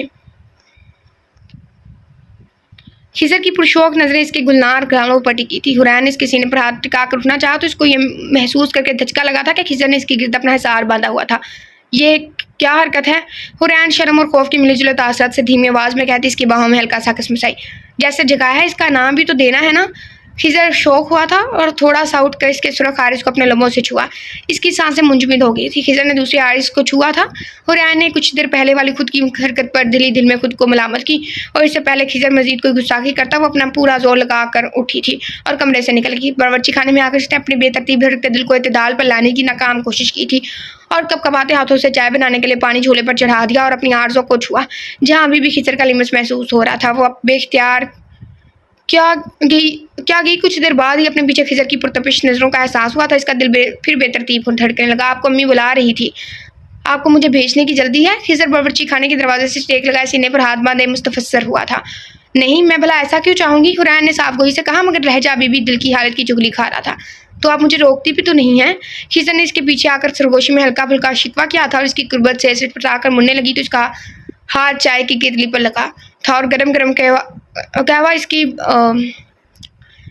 पाँव पर गिर गया था। वो बुलबुला उठी थी और दर्द से कराहते खिजर के सीने पर अपना सर टिका था। खिजर जो खुद इस आफताब पर मुतवश हुआ था, इसने अगले लम्हे में इसको अपनी बाहों में भरा था। हुरैन को तो सांप सूंघ गया था। इसकी जलन पर जैसे किसी ने ठंडे मीठे पानी की फुहार करती हो। वो सब कुछ बुलाकर इसके सीने में मुँह छुपा गई। खिजर इसकी बचकाना हरकत पर दिलकशी से मुस्कुराता इसे यूं ही उठाया लाउंज में ले आया और सोफे पर बिठाया था। फिर कमरे में से फर्स्ट एड बॉक्स लाकर इसकी जलन पर मरहम लगाने लगा। हुरैन ने इसकी शर्ट को कंधे से पकड़ा हुआ था। इससे जलन हो रही थी। खिजर को इसका ये वाला अंदाज बहुत भला लग रहा था। वैसे इस मरहम से ज़्यादा अच्छा काम मेरे लब करते। खिजर ने अचानक से ऐसी बात की थी कि इसे चंद सेकंड लगे समझने में और समझ आई तो गुल रंग आई थी हो गई थी। खैर गैर महसूस तौर पर इसने खिजर के कंधे से अपना हाथ हटा लिया था। खिजर इसका एतराज़ महसूस के बिना अपना काम करता रहा। लो, हो गई आपकी बैंडेज। खिजर ने महारत से इसके पाँव पर मरहम लगाकर कहा था। हुरैन हल्का सा मुस्कुराई उठने लगी तो खिजर ने इसे वापस बाहों में उठाया था। अब कहाँ लेके जा रहे हैं? हुरैन को आज इसका अलग ही रूप देखने को मिल रहा था और आंखों की चमक में अनोखापन। रूम में आज आप रेस्ट करेंगी, काम नहीं। खिजर इसकी छोटी सी नाक से अपनी नाक रगड़ी थी। वो झुंझुना उठी। यह मंजर बाहर से लाउंज में आती रानिया ने भी देखा था और जैसे वो तेजाब में अंदर तक डाल दी गई थी। वो बुलबुला उठी, अंदर जाने के बजाय वापस हो रही थी। मैं बताऊंगी अब वादा खिलाफी का क्या अंजाम होता है। रानिया ने अंगारा चबाते खुद कलामी की थी और कार जो इसने घर के बाहर खड़ी की थी इसमें बैठकर जन से गाड़ी भुगा ले गई थी। दूसरी जानिब खिजर ने इसको बेड पर ला कर बिठाया था, लुटाया था या बिठाया था, जो भी इधर बढ़ाया लिखा हुआ है। वो सिमट कर बैठ के रिलैक्स कर हो जाइए, मैं अम्मी की बात सुनकर आता हूँ। वो कहकर कमरे से निकल तो गया। हुरैन ने धोंकी की तरह चलती सांसों को हमवार किया था और अपनी बेख्तियारी को कोसने लगी और डर गई थी कि अगर ये बात राने को पता चल गई तो वो क्या करेगी इसके साथ। पता चल गई नहीं, पता चल गई ये बीबी, तुम क्या कर सकते हो मेरे लिए? रानिया ने इसके सीने पर लेटे लेटे एकदम सर उठाकर इससे पूछा था। कुछ भी। आबाद ने इसके बालों में नरमी से उंगलियां चलाते हुए ठोस लहजे में कहा था, मैंने कहा था ना ये पूरा ऐसा वैसा नहीं कहते। अबाद और रानिया के दरमियान इस तल्लुक की इब्तिदा रानिया नहीं की थी और इसको अपने बदन का आदि बना छोड़ा था। रानिया को अबाद का जिस्म चाहिए था और वक्त आने पर अबाद की गवाही और अबाद भी रानिया के एहसानों तले दबे हुआ। इस पर मुतजाद जब इतनी खूबसूरत औरत का हर तरह का साथ हो तो वो पीछे कैसे हटता। अभी तवील वक्त एक दूसरे से लज्जत कशीद करने के बाद रानिया ने वो बात करने की इब्तिदा की जिसके लिए आज अबाद पर वो टूट कर बरसी थी और इसे यकीन था कि बाद इसकी मोहब्बत और बदन के नशे में चूर कुछ भी कर लेगा। जाओ सिर्फ बातें आती हैं तुम्हें, रानिया ने कहने से पहले ना से नाक चढ़ाई थी। अबाद ने इसके अदा पर फिदा होते इसके लबों को छुआ था और मखमूल लहजे में बोला, इन लबों के लिए मैं कुछ भी कर सकता हूँ, मर जाओ डूब के जाके पानी में, 2 घूंट पानी ले लो उसमें। रानिया ने अपने लबों पर हरकत करती इसकी उंगलियों में अपनी उंगलियां फंसा कर इसके हाथ को चूमा था और इसकी आंखों में देखा। कुछ भी। रानिया ने इसकी मखमूर आंखों में झांक कर रोनमाई अंदाज में सवाल था, कुछ भी। अबाद को अपनी आवाज़ दूर से आती महसूस हुई थी और फिर वो दोनों दोबारा एक दूसरे में मिल गया मीट हो गए थे। खिजर ने इसका पाँव जलने के बाद इसकी सहूलत के लिए नई का कुल वक्ती मुलाजमा रख ली थी जो कपड़े धोती और घर की सफाई वगैरह करती थी। हुरैन को काम काफ़ी आराम मिल जाता अब, लेकिन खाना पकाना और खिजर के कपड़े वगैरह वही देखती थी। आज खिजर की छुट्टी थी तो वो मुलाजमा को धोने वाले कपड़े देकर बावर्ची खाने में जाकर खिजर के लिए कुछ स्पेशल बनाना चाहती थी कि इससे शहनाज बेगम के कमरे से किसी के बोलने की आवाज़ें आ रही थी। इसे इन आवाज़ों में से एक आवाज़ पर अबाद की आवाज़ का कमाल हुआ था। इसका दिल होने लगा। इसे न जाने क्यों होने का डर था। मरे मरे कदमों से वो चलकर शहनाज बेगम के कमरे में आई तो उसने चकराते सर के साथ दहलीज को थाम गया था। सामने अबाद बैठा था और खिजर रानिया शहनाज बेगम। आज इसे लगा योम हिसाब है और इसको कुछ ही देर में संसार किया जाएगा। अबाद की आंखों में जन्नबियत, रानिया की आंखों में नफरत, खिजर की आंखों में गुस्सा और शहनाज बेगम की आंखों में नमियों बसी थी। वो एक ही पल में कई लहजों का सामना करने के लिए खुद को तैयार करने लगी। क्या होगा क्या होगा। वहाँ मौजूद सब लोग इसे हकारत से देख रहे थे सिवाय खिजर के, क्योंकि इसकी आंखों में हज़्नो मलाल कूट कूट कर भरा था। हुरैन शर्मिंदगी से ज़मीन में घड़ी जा रही थी। आ गई आपकी लाडली, रानिया ने शहनाज बेगम को देखकर इस्तज़ाइया कहा था। शहनाज बेगम ने तलक सांस खारिज करके मुंह फेर लिया। इन्हें रानिया से सरकत की तवक्का नहीं थी। एग्रीमेंट में लिखा था ना कि तुम्हारी इज्जत पे हरफ नहीं आने देगी। लेकिन एक बात कहूँ ना, जो मुनाफिक और दोगले लोग होते हैं ना, वो कुछ भी कर जाते हैं। आप लोगों ने बहुत से हासद मतलब लाइक बहुत सी बैड क्वालिटी वाले लोग देखे होंगे, लेकिन मुनाफिक लोगों का एक अलग लेवल होता है। उनके अंदर ये सारा कुछ मिक्स करके होता है। अब आज जो कह रहा है वो सच है। ये भी ऐसी है रानिया, उनके मुंह पर अच्छी और वैसे ही है। खिजर ने इसके रूबरू आकर काटदार लहजे में पूछा था। इसकी आंखों में नमी आ गई। वो भीगी आवाज़ में गिगी आई थी कि खिजर ने इसकी बात को तेज़ आवाज़ में काटा था। हाँ या ना जी। इसके लबों से फंसा फंसा निकला। खिजर ने मलामत भरी नज़रों से इसको देखा था। इसने आगे एक लफ्ज़ कहे बिना अपने हाथ खिजर के आगे जोड़ दिए थे और सिसकते हुए इसके कदमों में ढेर होगी। रानिया नज़िया मुस्कुराई थी। इसने फातिहा नज़रों से आबाद को देखा। आबाद ने आंखों में सब ठीक कियाना का इस्तफसार किया। रानिया ने पलके झपक कर इसको धाती और वापस रोनी हुई सूरत बनाते खिजर की जाने बढ़ी। मुझे माफ़ कर दो खिजर, मैंने जो किया तुम्हारी खुशी के लिए किया। मुझे बिनेश ने बताया था कि भाभी किसी से भी मेरी खुशियाँ खरीदने की आपको ज़रूरत नहीं थी। मेरी खुशियाँ किसी के भी वजूद से नहीं जुड़ी हैं। आपने भी बहुत गलत किया भाभी। खिजर ने बामुश्किल तहम्मुल से जताया था। मेरी नीयत पर शक करे। और रानिया ने मगरमच्छ के आंसू बहाए। मर जाओ, दिल करे तुम्हारा गला काट। नहीं, मैं शक नहीं करा। जो आपने किया मेरी खुशी के लिए किया और मुझे इसमें शक हो ही नहीं सकता। हुरैन ने नासमझी से दोनों नफूस को देखा। वो किस खुशी की बात कर रहे थे। दोनों इसे हलाम होकर रानिया ने कोई ऐसी चाल चली है जिससे सारा खसारा इसके हाथ आया है। अबाद कमरे से निकल कर चला गया था क्योंकि इसका ज़मीर मलामत करने लगा था। रानिया ने भी यही बेहतर समझा था क्योंकि जब तक वो यहाँ रहता रानिया को धड़का ही लगा रहना था कहीं वो सच्ची ना बोलते। रानिया ने ज़बरदस्ती आंसू साफ किए थे और कमरे से खुद ही निकल गई। इसे यकीन था कि अभी वह हुरैन को तलाक देकर घर से निकाल देगा, मगर ये इसकी खाम ख्याली थी। खिजर चलने में लबीजे खड़ा रहा। अब फिर इसको तासुफ और गुस्से से देखा था जो इसके कदमों में बैठी सिसक रही थी। तलाक, अबाद का धोखा, वापसी में अंधेरा और इतने पैसे की अदायगी। वो किस बात को सोचती, किस बात का गम मनाती, किस बात की तदबीर करती और कौन सा ठिकाना ढूंढती। अम्मी, जब मैं आऊँ मुझे ये यहाँ नहीं मिले, खिजर ने स्पाट लहजे में कहा था और वहाँ से लंबे लंबे ढक बरता निकल गया। हुरैन ने सकते की कैफियत में इसे जाते देखा था। वो खुद से थोड़ी तो रहम की उम्मीद कर बैठी थी, मगर वह फपक कर रो दी। वो घुटनों में सर दिए बैठी थी कि इसे अपने सर पर शहनाज बेगम का शफकत भरा लिमस महसूस हुआ था। इसने बेयकीनी से सर उठाकर देखा। उन्होंने मेरी नहीं सुनी माँ जी। इसने रंदे लहजे में शिकवा किया था। शहनाज बेगम ने लब पीछे। तुम्हारे कज़न और रानिया ने बसात ऐसी बिछाई के। शहनाज बेगम के लहजे में रानिया के लिए नफरत सी थी। हुरैन चौंकी कि क्या कहा रानिया ने, जो खिजर इनसे नफरत नहीं करे और सिर्फ मुझे ही कसूरवार करार दे दिया। तुम इतनी भोली नहीं हो। तुम्हें अंदाज़ा होना चाहिए कि इसने बात को तुम्हारे खिलाफ इस्तेमाल किया है तो कोई ना कोई चाल चली होगी। शहनाज बेगम ने इसके कान के कीड़े झाड़े हुरैन हमनको की तरह इनका चेहरा देखने लगी। तो अबाद के बकूल तुम्हारी शादी राबिया और रसम ने खिजर का पैसा देकर करवाई थी। तुम पहले इस रिश्ते से खुश नहीं थी, लेकिन खिजर की दौलत का सोच कर तुमने अबाद के साथ प्लान बनाया कि तुम खिजर से पैसे बटोर कर तलाक ले लोगी। इसके बाद अबाद और तुम शादी कर लोगे। रानी को शादी के दिन बीनिश के जरिए मालूम हुआ कि खिजर तुम्हें बहुत से पहले से पसंद करता है, तो रानी का बकूल वो बहुत खुश हुई। लेकिन बाद ने एक पार्टी में नशे में धुत अपना और हुरैन का प्लान रानिया के सामने उगल दिया, जिससे रानी को धचका लगा और वो खिजर का घर टूटते हुए नहीं देखना चाहती थी। इसलिए इसने तुमसे सौदा किया कि जितने पैसे चाहिए वो तुम्हें देगी, बस तुम खिजर की ज़िंदगी से निकल जाओ। और अबाद को भी ड्रामों में मरकजी रोल दिया करेगी। लेकिन बाद का ज़मीर मुलामत करने लगा, वो तुमसे हकीकी मोहब्बत करता था, इसलिए तुम्हें पाने के लिए इसने सच बोलने का सोचा और वो खिजर के पास चलाया। इसके आगे तुम जानती ही हो। Oh my God.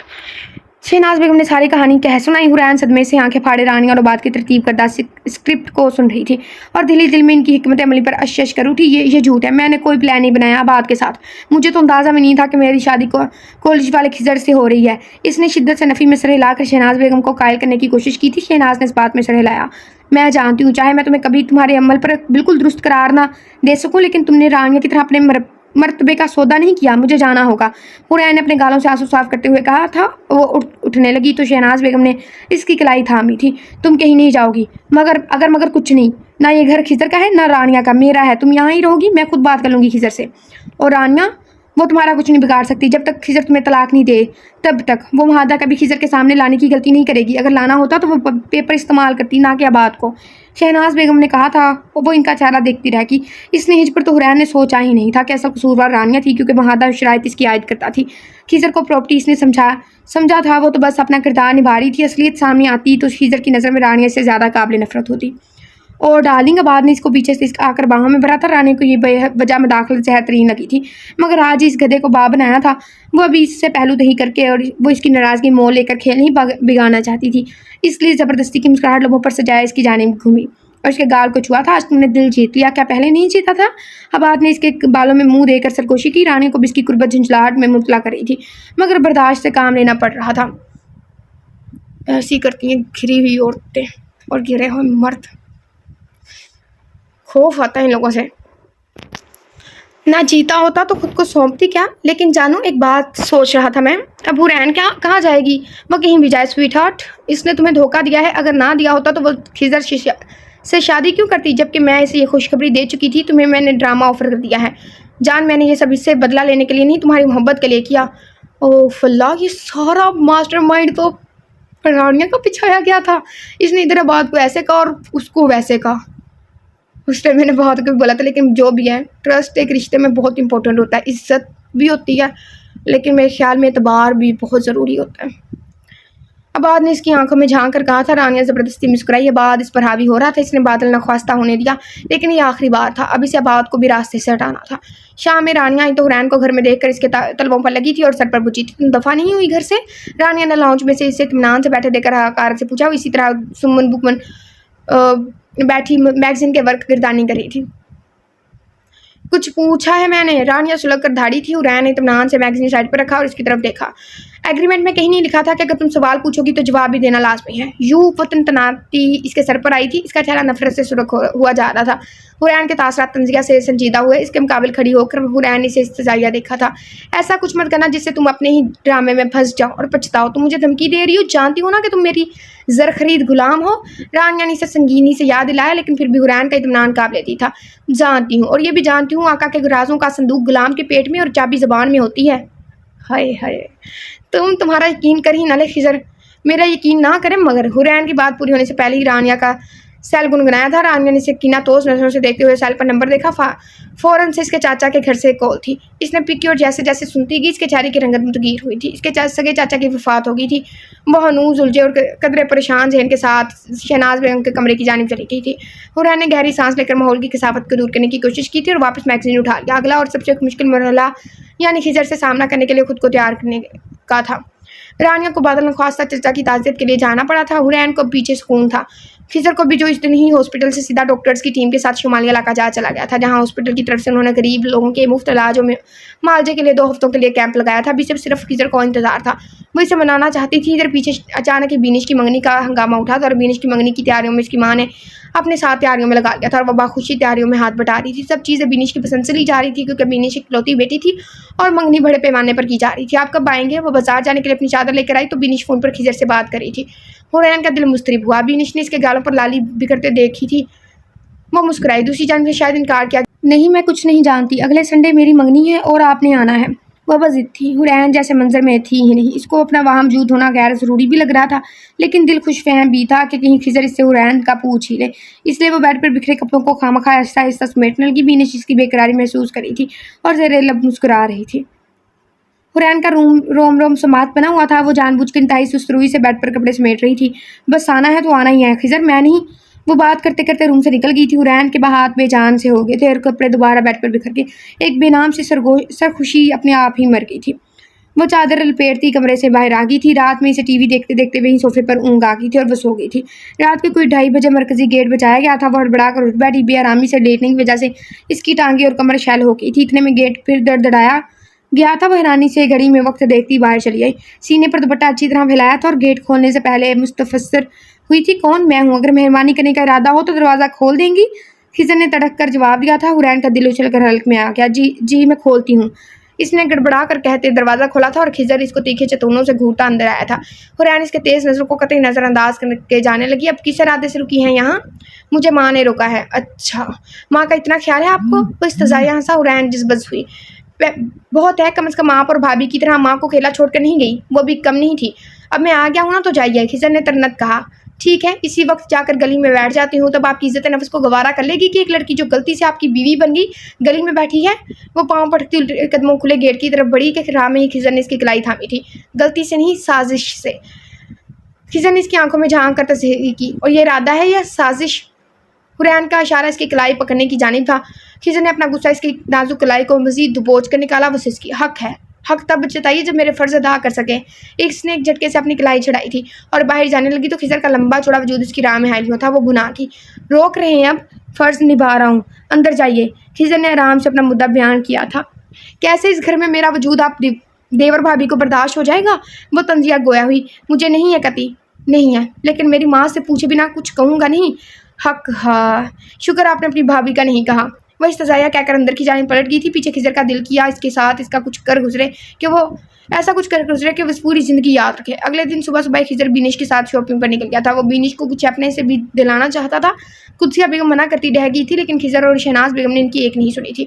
कुदसिया और शहनाज बैठी आपस में मुहव्वह गुफ्तगू थी कि खिजर कमरे में आया। मैं और बीनिश निकल रहे हैं चाची, तुम्हें हुरैन को भी लेकर जाना चाहिए। कुदसिया ने खुद शहनाज के दिल की बात करती थी। रहने दीजिए, कति जवाब आया था। माँ का हुक्म टालोगे? शहनाज बेगम ने जज्बाती हरबा आजमाया। माँ वो डिमांड ही ना करे जो मैं पूरी कर सकूँ। वो बीनिश के साथ चली जाएगी, तुम ना बात करना इससे। कुदसिया ने इसे हल्के फुल्के अंदाज में छेड़ा। वो मुस्कुरा भी ना सका। ठीक है, फिर बीनिश भी घर रहे, मैं खुद ही ले आऊँगा इसके लिए कुछ। तुम कितने ज़िद्दी हो गए हो खिजर, शहनाज न रूठी हुई बोली। मुझे ऐसा बनाने में आपकी लाडली का हाथ है, हुरैन का नहीं, रानिया का। उन्होंने तरनत कहा। वो इनको लब नीचे देखता रहा, फिर चंद लम्हे तौक़ुफ़ के बाद गोया हुआ। अच्छा, मैं चलता हूँ। वो उठकर चलता बना था। कुदसिया बेगम ने शहनाज के कंधे पर हाथ रखा। ये लड़का तो बिल्कुल रानिया की मुट्ठी में है। वो बेबसी से गोया है। कुदसिया बेगम ने बितायत में सर हिलाया था। तुम हुरैन को कहो कि खिजर को अपनी जानिब माइल करने की कोशिश करे, मुनासिब लगता है? वो खिजर की बीवी है। माजरत के साथ तुमने रानिया को इतनी आज़ादी दी कि वो भाभी होकर खिजर को मुट्ठी में कर बैठी, जबकि हुरैन की बारी में तुम्हें मुनासिब व गैर मुनासिब का ख्याल आ रहा है। कुदसिया बेगम ने तलख लफ्ज़ों को रसान से शहनाज के कान में ढेला था। वो चूं भी ना कर पाई और इस बात में सर हिलाया था। इसने झुककर अपने सैंडल के स्ट्रैप बांधे थे। शहनाज बेगम ने इसको बगौर देखा। वो शादी के बाद पहली बार इतना तैयार हुई थी और बहुत प्यारी लग रही थी। शहनाज बेगम ने दिल में माशाल्लाह कहा और वो गोल्डन टिश्यू का दुपट्टा अपने कंधे पर सेट कर रही थी और सेट करने के बाद जैसे ही बालों को समेटने लगी, शहनाज बेगम ने उसे टोक दिया था। रहने दो ऐसे ही, एक तुम ही नहीं हो जो जिन भूत चिमट जाएंगे बाल खोलने से। शहनाज बेगम की तारीफ़ का अंदाज ही अनोखा था। वो खिसिया कर मुस्कुराती बालों को खुला छोड़कर इसमें कंगा करने लगी। क्यों कॉल कर रहे हो बार बार? आपकी याद आ रही थी। मैं किसी की मैयत में आई हूँ। तुम्हारा ये 2 टके का रोमांस सुनने के मूड में नहीं हूँ। रोमांस नहीं, याद भी तो इसलिए ही आ रही होगी ना कि इसने तब कर अधूरा जुमला छोड़ा। आबाद बच्चा नहीं था, इसकी बात समझ चुका था। आप मुझे हवस ज़्यादा समझती हैं। आबाद की आवाज़ सदमे में गिर गई थी। मैं समझती नहीं, तुम हो। अब हर वक्त इंसान इसी मूड में नहीं होता। रानिया ने तलख लहजे में झाड़ा तो आबाद के दिल में छनाके से कुछ टूटा था, लेकिन रानिया को एहसास नहीं था कि इतनी जल्दी गरम गरम हलवा खाने से वो खुद जल जाएगी। आपको मैंने क्या नहीं दिया, इसके बदले तुमने फसूल भी किया है। बात तरक्की, मेरा वजूद, बैंक बैलेंस और बस। रानिया, हुरैन, हाँ हुरैन, तुम इसी हुरैन के पास क्यों नहीं चले जाते? खैर से वो मुतालका भी होने वाली है। रानिया, हर कोई लड़की आपकी तरह घिरी हुई नहीं होती कि एक को छोड़ा दूसरे को। आबाद ने जूता भिगो कर मारा था। Shut up, just shut up. Rania सब पर आपको खुला होकर चलाई थी। आबाद ने तलक सा करके कॉल कट कर दी थी। जैसे तुम हो वैसे तुम्हें वो मिली, कचरे का ढेर और कचरे में ही जाएगा। मैरी माय हस्बैंड का डायलॉग याद आ गया। मेरा फेंका हुआ कचरा है ये। स्वीटी, वह सीधा ऑफिस में आया था। ये वही ऑफिस था जिसमें रानिया और वो रंगरलियां मनाते थे। अब चौकीदार भी साहब से वाकिफ हो गया था, इसलिए आसानी से इसे अंदर आने दिया। और दूसरा मास्टर की भी इसी के पास थी। रानिया और इसने मुख्तलिफ तस्वीर भी ली थी, और वो तस्वीर जिस यूएसबी में थी वो यूएसबी यहाँ ही पड़ी थी। वो इस यूएसबी की तलाश में था जो वो खिजर को दिखाकर रानिया से इंतकाम लेता। मगर यूं ही मुस्तरबाना दराज खंगालते इसकी नज़र एक फाइल पर गई थी। इसने बेध्यानी में फाइल उठाकर देखी। इसके कदमों तले से ज़मीन खिसक गई थी। इसे अपनी और हुरैन की बेवकूफ़ी पर गुस्सा आया। अब रानिया के अकल ठिकाने लगाना थी।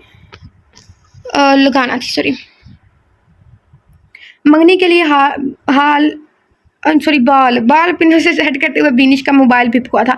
बिनिश ने मोबाइल उठाकर देखा तो इसके लम्बों पर धीमी शर्मीली मुस्कान सजी। इसके मंगेतर की कॉल थी। हुरैन ने मसनूई ताड़ने वाले अंदाज से इसे आईने में घूरा तो वो खिलखिलाई थी। बस 2 मिनट। वो शरारत से मुल्तजी हुई सैल लेकर बालकनी की जानिब भड़की थी। अगर तस्वीर मांगे तो कहना इंतजार भी कोई चीज़ होती है। हुरैन ने पीछे से आंख लगाई थी और वापस मुड़कर आईने में अपना सरापा देखा। इसी वक्त आईने में पीछे खिजर का तनोमंत वजूद नुमाया दिखाई दिया था। हल्की सुनहरी शेरवानी में इसकी आंखों का रंग भी हल्का सुनहरी दिखाई दे रहा था और आंखों की चमक। इससे पहले दिल बेईमान हो, हुरैन ने नजरें घुमा ली और ड्रेसिंग पर पड़ी नेल पेंट्स बिला वजह इधर उधर करने लगी। इसी स्नाह में लाइट डिम होकर चली गई थी। इसने सर उठाकर अंधेरे में देखने की कोशिश की और मुड़ी तो खिजर के मजबूत वजूद से टकराकर वापस ड्रेसिंग के स्टूल से लगी थी। वह दफतन इसके सर पर पहुंच गया था। उफ, वो झंझला गई। अंधेरे में भी सुकून नहीं आपको, इसने तिलमिला कर कहा था और नाकाम कोशिश की उठने की, क्योंकि इसके दुपट्टे का एक कोना खिजर के पाँव के नीचे था। उठने की कोशिश में वापस डगमगा गई थी। खिजर इसकी जानिब झुका था। फंक्शन के बाद आप अपने रूम में चाहिए मुझे। अंधेरे में से तेज गर्म सांसों के साथ खिजर की आवाज़ बहुत करीब से उभरी थी। वो सिमट सी गई थी। और हेलो, मैं आपकी राया नहीं हूँ, जाकर लाइट ऑन करवाइए। इसने अंधेरे से हाथ आगे करके खिजर को पीछे धकेलना चाहा था, लेकिन हाथ हवा में ही रह गया। कहाँ गए? इसने सोचा। कहाँ है? हुरैन ने पुकारा था, लेकिन जैसे वो छलावा बनकर आया था इसी तरह एकदम जुमला कहकर छलावे की तरह तेजी से जा चुका था। हुरैन तप गई थी। पूरे फंक्शन में खिजर ने इस पर एक निगाह गलत बिना डाली थी और वह कदलस्ती रही। कुदसी और शहनाज ने मुमकिन कोशिश की कि हुरैन इसके करीब ही रहे, लेकिन वो इसके मंजर में होते हुए था ही नहीं। मंगनी के बाद हुरैन शहनाज बेगम को लिए अपने घर वापस आ गई। तकरीबन 1 घंटे बाद खिजर शहनाज बेगम के कमरे की दहलीज पर खड़ा था। वो अनजान बनी शहनाज बेगम के आज फंक्शन में पहने कपड़े हैंग करती रही। माँ जी, ज़रा हुरैन को भेजिएगा मेरे कमरे में। खिजर कहकर रुका नहीं था। शहनाज बेगम ने खुशगवार हैरत से हुरैन को देखा जो पीठ मोड़े खड़ी अपनी धड़कनें संभाल रही थी। सुना तुमने? जी। वो फक्त इतना ही कह सकी। अब यहाँ खड़ी क्या करी हो, जाओ ना। शहनाज बेगम ने लताड़ा था। वो मुड़कर बेचारगी से देखने लगी। शहनाज बेगम ने घूरा। तुम चाहती हो ना खिजर से तुम्हारा रिश्ता मजबूत हो? जी। फिर एक लफ्ज़ी जवाब। तो जाओ ना, शोहर को इंतजार नहीं करवाते हैं। जी। इसने मस्कीन सी सूरत बनाते इस बात में सर हिलाया। क्या जी? यही जी हजूरी। अब खिजर की कर लेना, जो कहे मान लेना।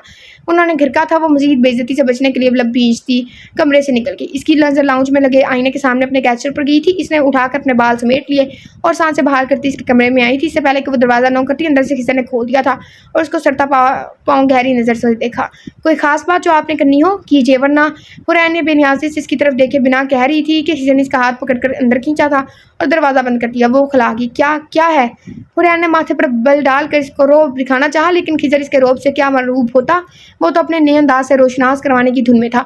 एक हाथ इसकी कमर में डाले, दूसरे हाथ से इसके बालों में लगा कैचर खोला था।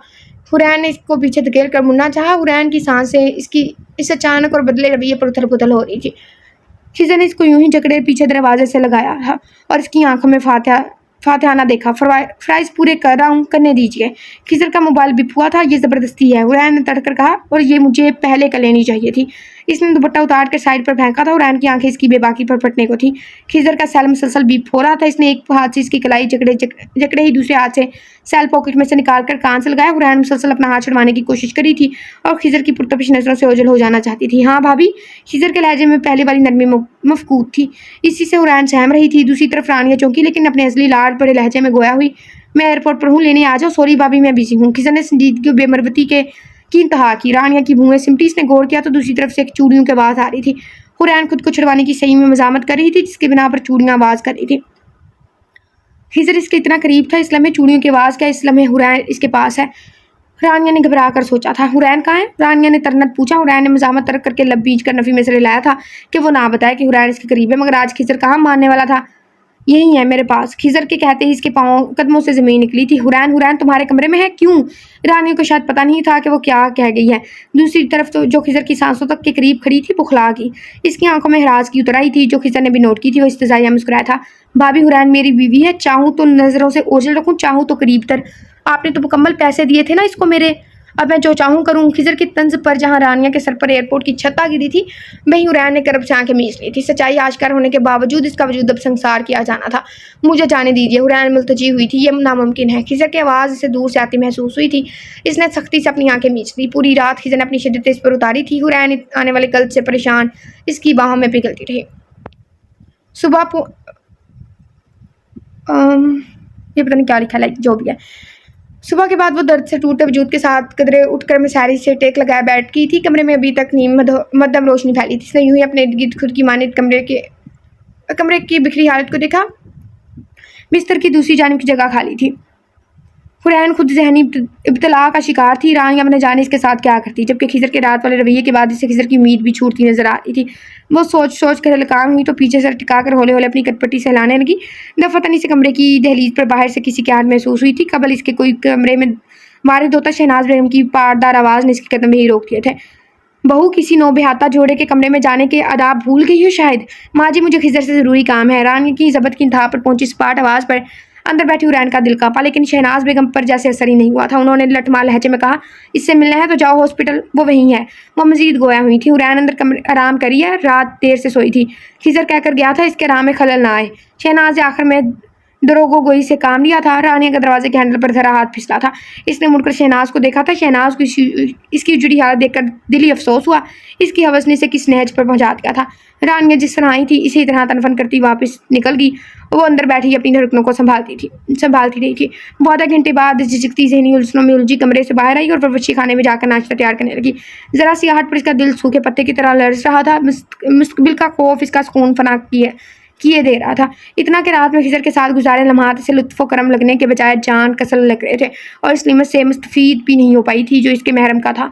अपना इतना बड़ा हक पाकर भी वो हिसाब शिकल लम्हों को झेल रही थी। तुम अभी भी कुछ परेशान लग रही हो। नाश्ते की टेबल पर शहनाज बेगम ने इसका इस तरह पाल गया था। वो झुरझुरी लेकर चौंकी। जी, कुछ कहा आपने? क्या हुआ है? शहनाज ने नरमी से पूछा था। खिज़र को सब सच मालूम हो गया है, ये तो बहुत अच्छी बात है। और रानिया को भी कि रात में खिज़र इसने अदाब व तहज़ीब के पेश नज़र जुमला अधूरा छोड़ा, लेकिन वो जहाँ दींदा थी समझ गई थी कि हुरैन क्या कहना चाहती है। हुरैन, खिज़र ने सब जानने के बाद तुम्हें वो दर्जा दिया है, अब इससे रानिया तो क्या खुद खिज़र भी मुनहरफ नहीं हो सकता। और इसके बाद रानिया के फजूल महादे की कोई बकत नहीं रहती। खिज़र रात में तुम्हें छोड़ भी सकता था ना, लेकिन इसने तुम्हें कबूल किया। अब जो आगे होगा वो अल्लाह पर छोड़ो। शहनाज ने इसे मतानत शाइस्तगी से समझाया था। वो चुपचाप इनका चेहरा देखने लगी। परेशान होना छोड़ दो, अब ये खिज़र और इसका मसला है। उन्होंने मजीद इसकी दिलजोई की थी। वो शहनाज के इत्मीनान पर रशिश कर उठी। रानिया ने धड़ से दरवाज़ा खुला था। वो जो एक फ़ाइल खोले इसकी जानिब पुश्त किए खड़ा था। चौंक कर मुड़ा और रानिया को खुद के सामने देखकर फ्रेब से मुस्कुराया। वो चील की तेज़ी से इसके सर पर पहुंची, इसका गिरबान पकड़ लिया। मुझे तुमसे ये उम्मीद नहीं थी। रानिया ने गुस्से से बिगड़ते हुए कहा था। इसने यूं ही मुस्कुराते अपना गिरबान छुड़ाया था और इसकी कलाइयाँ थामे हुए इसकी तेज से भींची मुट्ठी को चूमा। रानिया ने कराहियत से अपना हाथ वापस खींचा। मी तो मुझे तुमसे भी इसकी नहीं थी, इसलिए तो इसकी पर जोर दिया था। इसने इसकी पर जोर दिया था। रानिया गुस्से से लरजी थी। वो डिटाई से आपसे तुम पर आ गया था। क्या मैंने किया है? मैंने? हाँ, बताओ मुझे, बताओ या दिखाऊं? वो एक अदा से 2 कदम पीछे जाता हुआ बोला। रानिया का माथा ठनका, लेकिन वो इतनी जल्दी कमज़ोर नहीं पड़ना चाहती थी। सामने खड़े शख्स ने अपनी जीन्स की जेब से मोबाइल निकाला था और 2-3 बार मोबाइल स्क्रीन को टच करने के बाद स्क्रीन एक इसके सामने की। रानिया ने इसको खा जाने वाली नज़रों से देखते स्क्रीन को देखा तो अपनी बरगश्ता मुकद्दर पर आंखों के आगे तारे नाचने लगे। अच्छा, तुमने इतना ज़्यादा प्लान बनाया, लाइक ऐसे? अगर वो उसको ना बताती अपनी सास को, फिर भी तुम्हारा प्लान ठीक था। तुम्हें इतना नहीं पता कि अपने ऑफिस में ऐसी चीज़ें नहीं रखते। ये तो एक विलन लोग, पता नहीं इनके दिमाग घुटनों में होते हैं। वीडियो इसकी थी और ऐसा आपको झंझोड़ने वाली इसकी वो वीडियो। ये तुम्हें कहाँ से मिली? वो लकनत ज़दा आवाज़ में बोली थी। इसकी आवाज़ पर अब कुछ अब पस्त थी। वो स्क्रीन को इसकी नज़रों के सामने से हटाए हुए सजाया हंसा था। खुशी हो रही है तुम्हारी ये अलमिया सूरत देखकर। इसने जैसे रानी की हालत से हिस्से उठाया था। मैंने ये हम दोनों की बेहतरी के लिए किया था। अपनी खुदगर्जी को हवस को अपनी बेहतरी का नाम मत दो। इसने नाक से मक्खी उड़ाई थी। तुमने हमारी इमानत में खयानत की। वेट वेट वेट, कौन सी इमानत? इसने रानी की बात काट कर आईब्रो चुकाई। जो तुमने हुरैन के साथ कल रात किया खिजर। वो इल्मिया सूरत बनाए बेबसी से बोली थी। खिजर एक क्रोफर से उठकर इसके बिल्कुल मुकाबला आया था। तंजिया मुस्कुराहट बदस्तूर कायम थी इसके लबों पर। वो तो मेरी शरई बीवी है। आप किस हैसियत से मेरे गोश में रहती रही हैं? खिजर ने यकसुई से इसे देखते हुए कहा था। वो मुजम्मल सी लाजवाब इसका चेहरा देखती रही। रानी का इदराक हुआ था खूबसूरत चेहरों के पीछे भयानक फितरत कोई भी रख सकता है। इंसान मुनाफकत और दर मुनाफकत में ढला है। एक फितरत चेहरे से मशरूत होती तो हर खूबसूरत चेहरा फरेब ना देता, और हर बदसूरत चेहरे के पीछे भयानक फितरत नहीं होती। तुम इन सब में शरीक थे खिजर, लेकिन अबाद से नाजायज़ ताल्लुक मैंने नहीं डियर रानिया। आबाद से नाजायज़ ताल्लुक में नहीं डियर रानिया। खिजर ने एक आंख विंक करके इसका गाल थपथपाया था। रानियों को इसकी मुस्कुराहट ज़्यादा लगी। मैं बहक गई थी। इसने लरजीदा लहजे में कहा।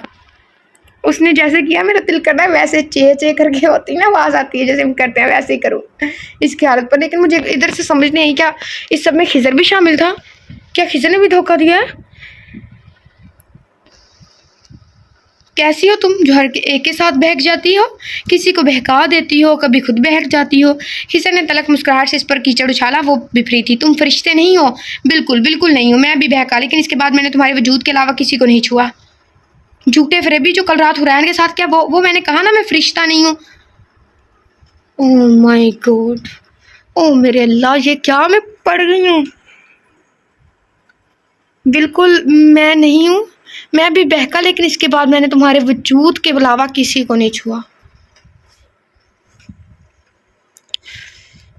इस बार जो मैंने सर पकड़ा है ना वो अफसोस का है। लाइक मुझे लगा नहीं था कि खिजर ऐसा होगा। ये हीरो है।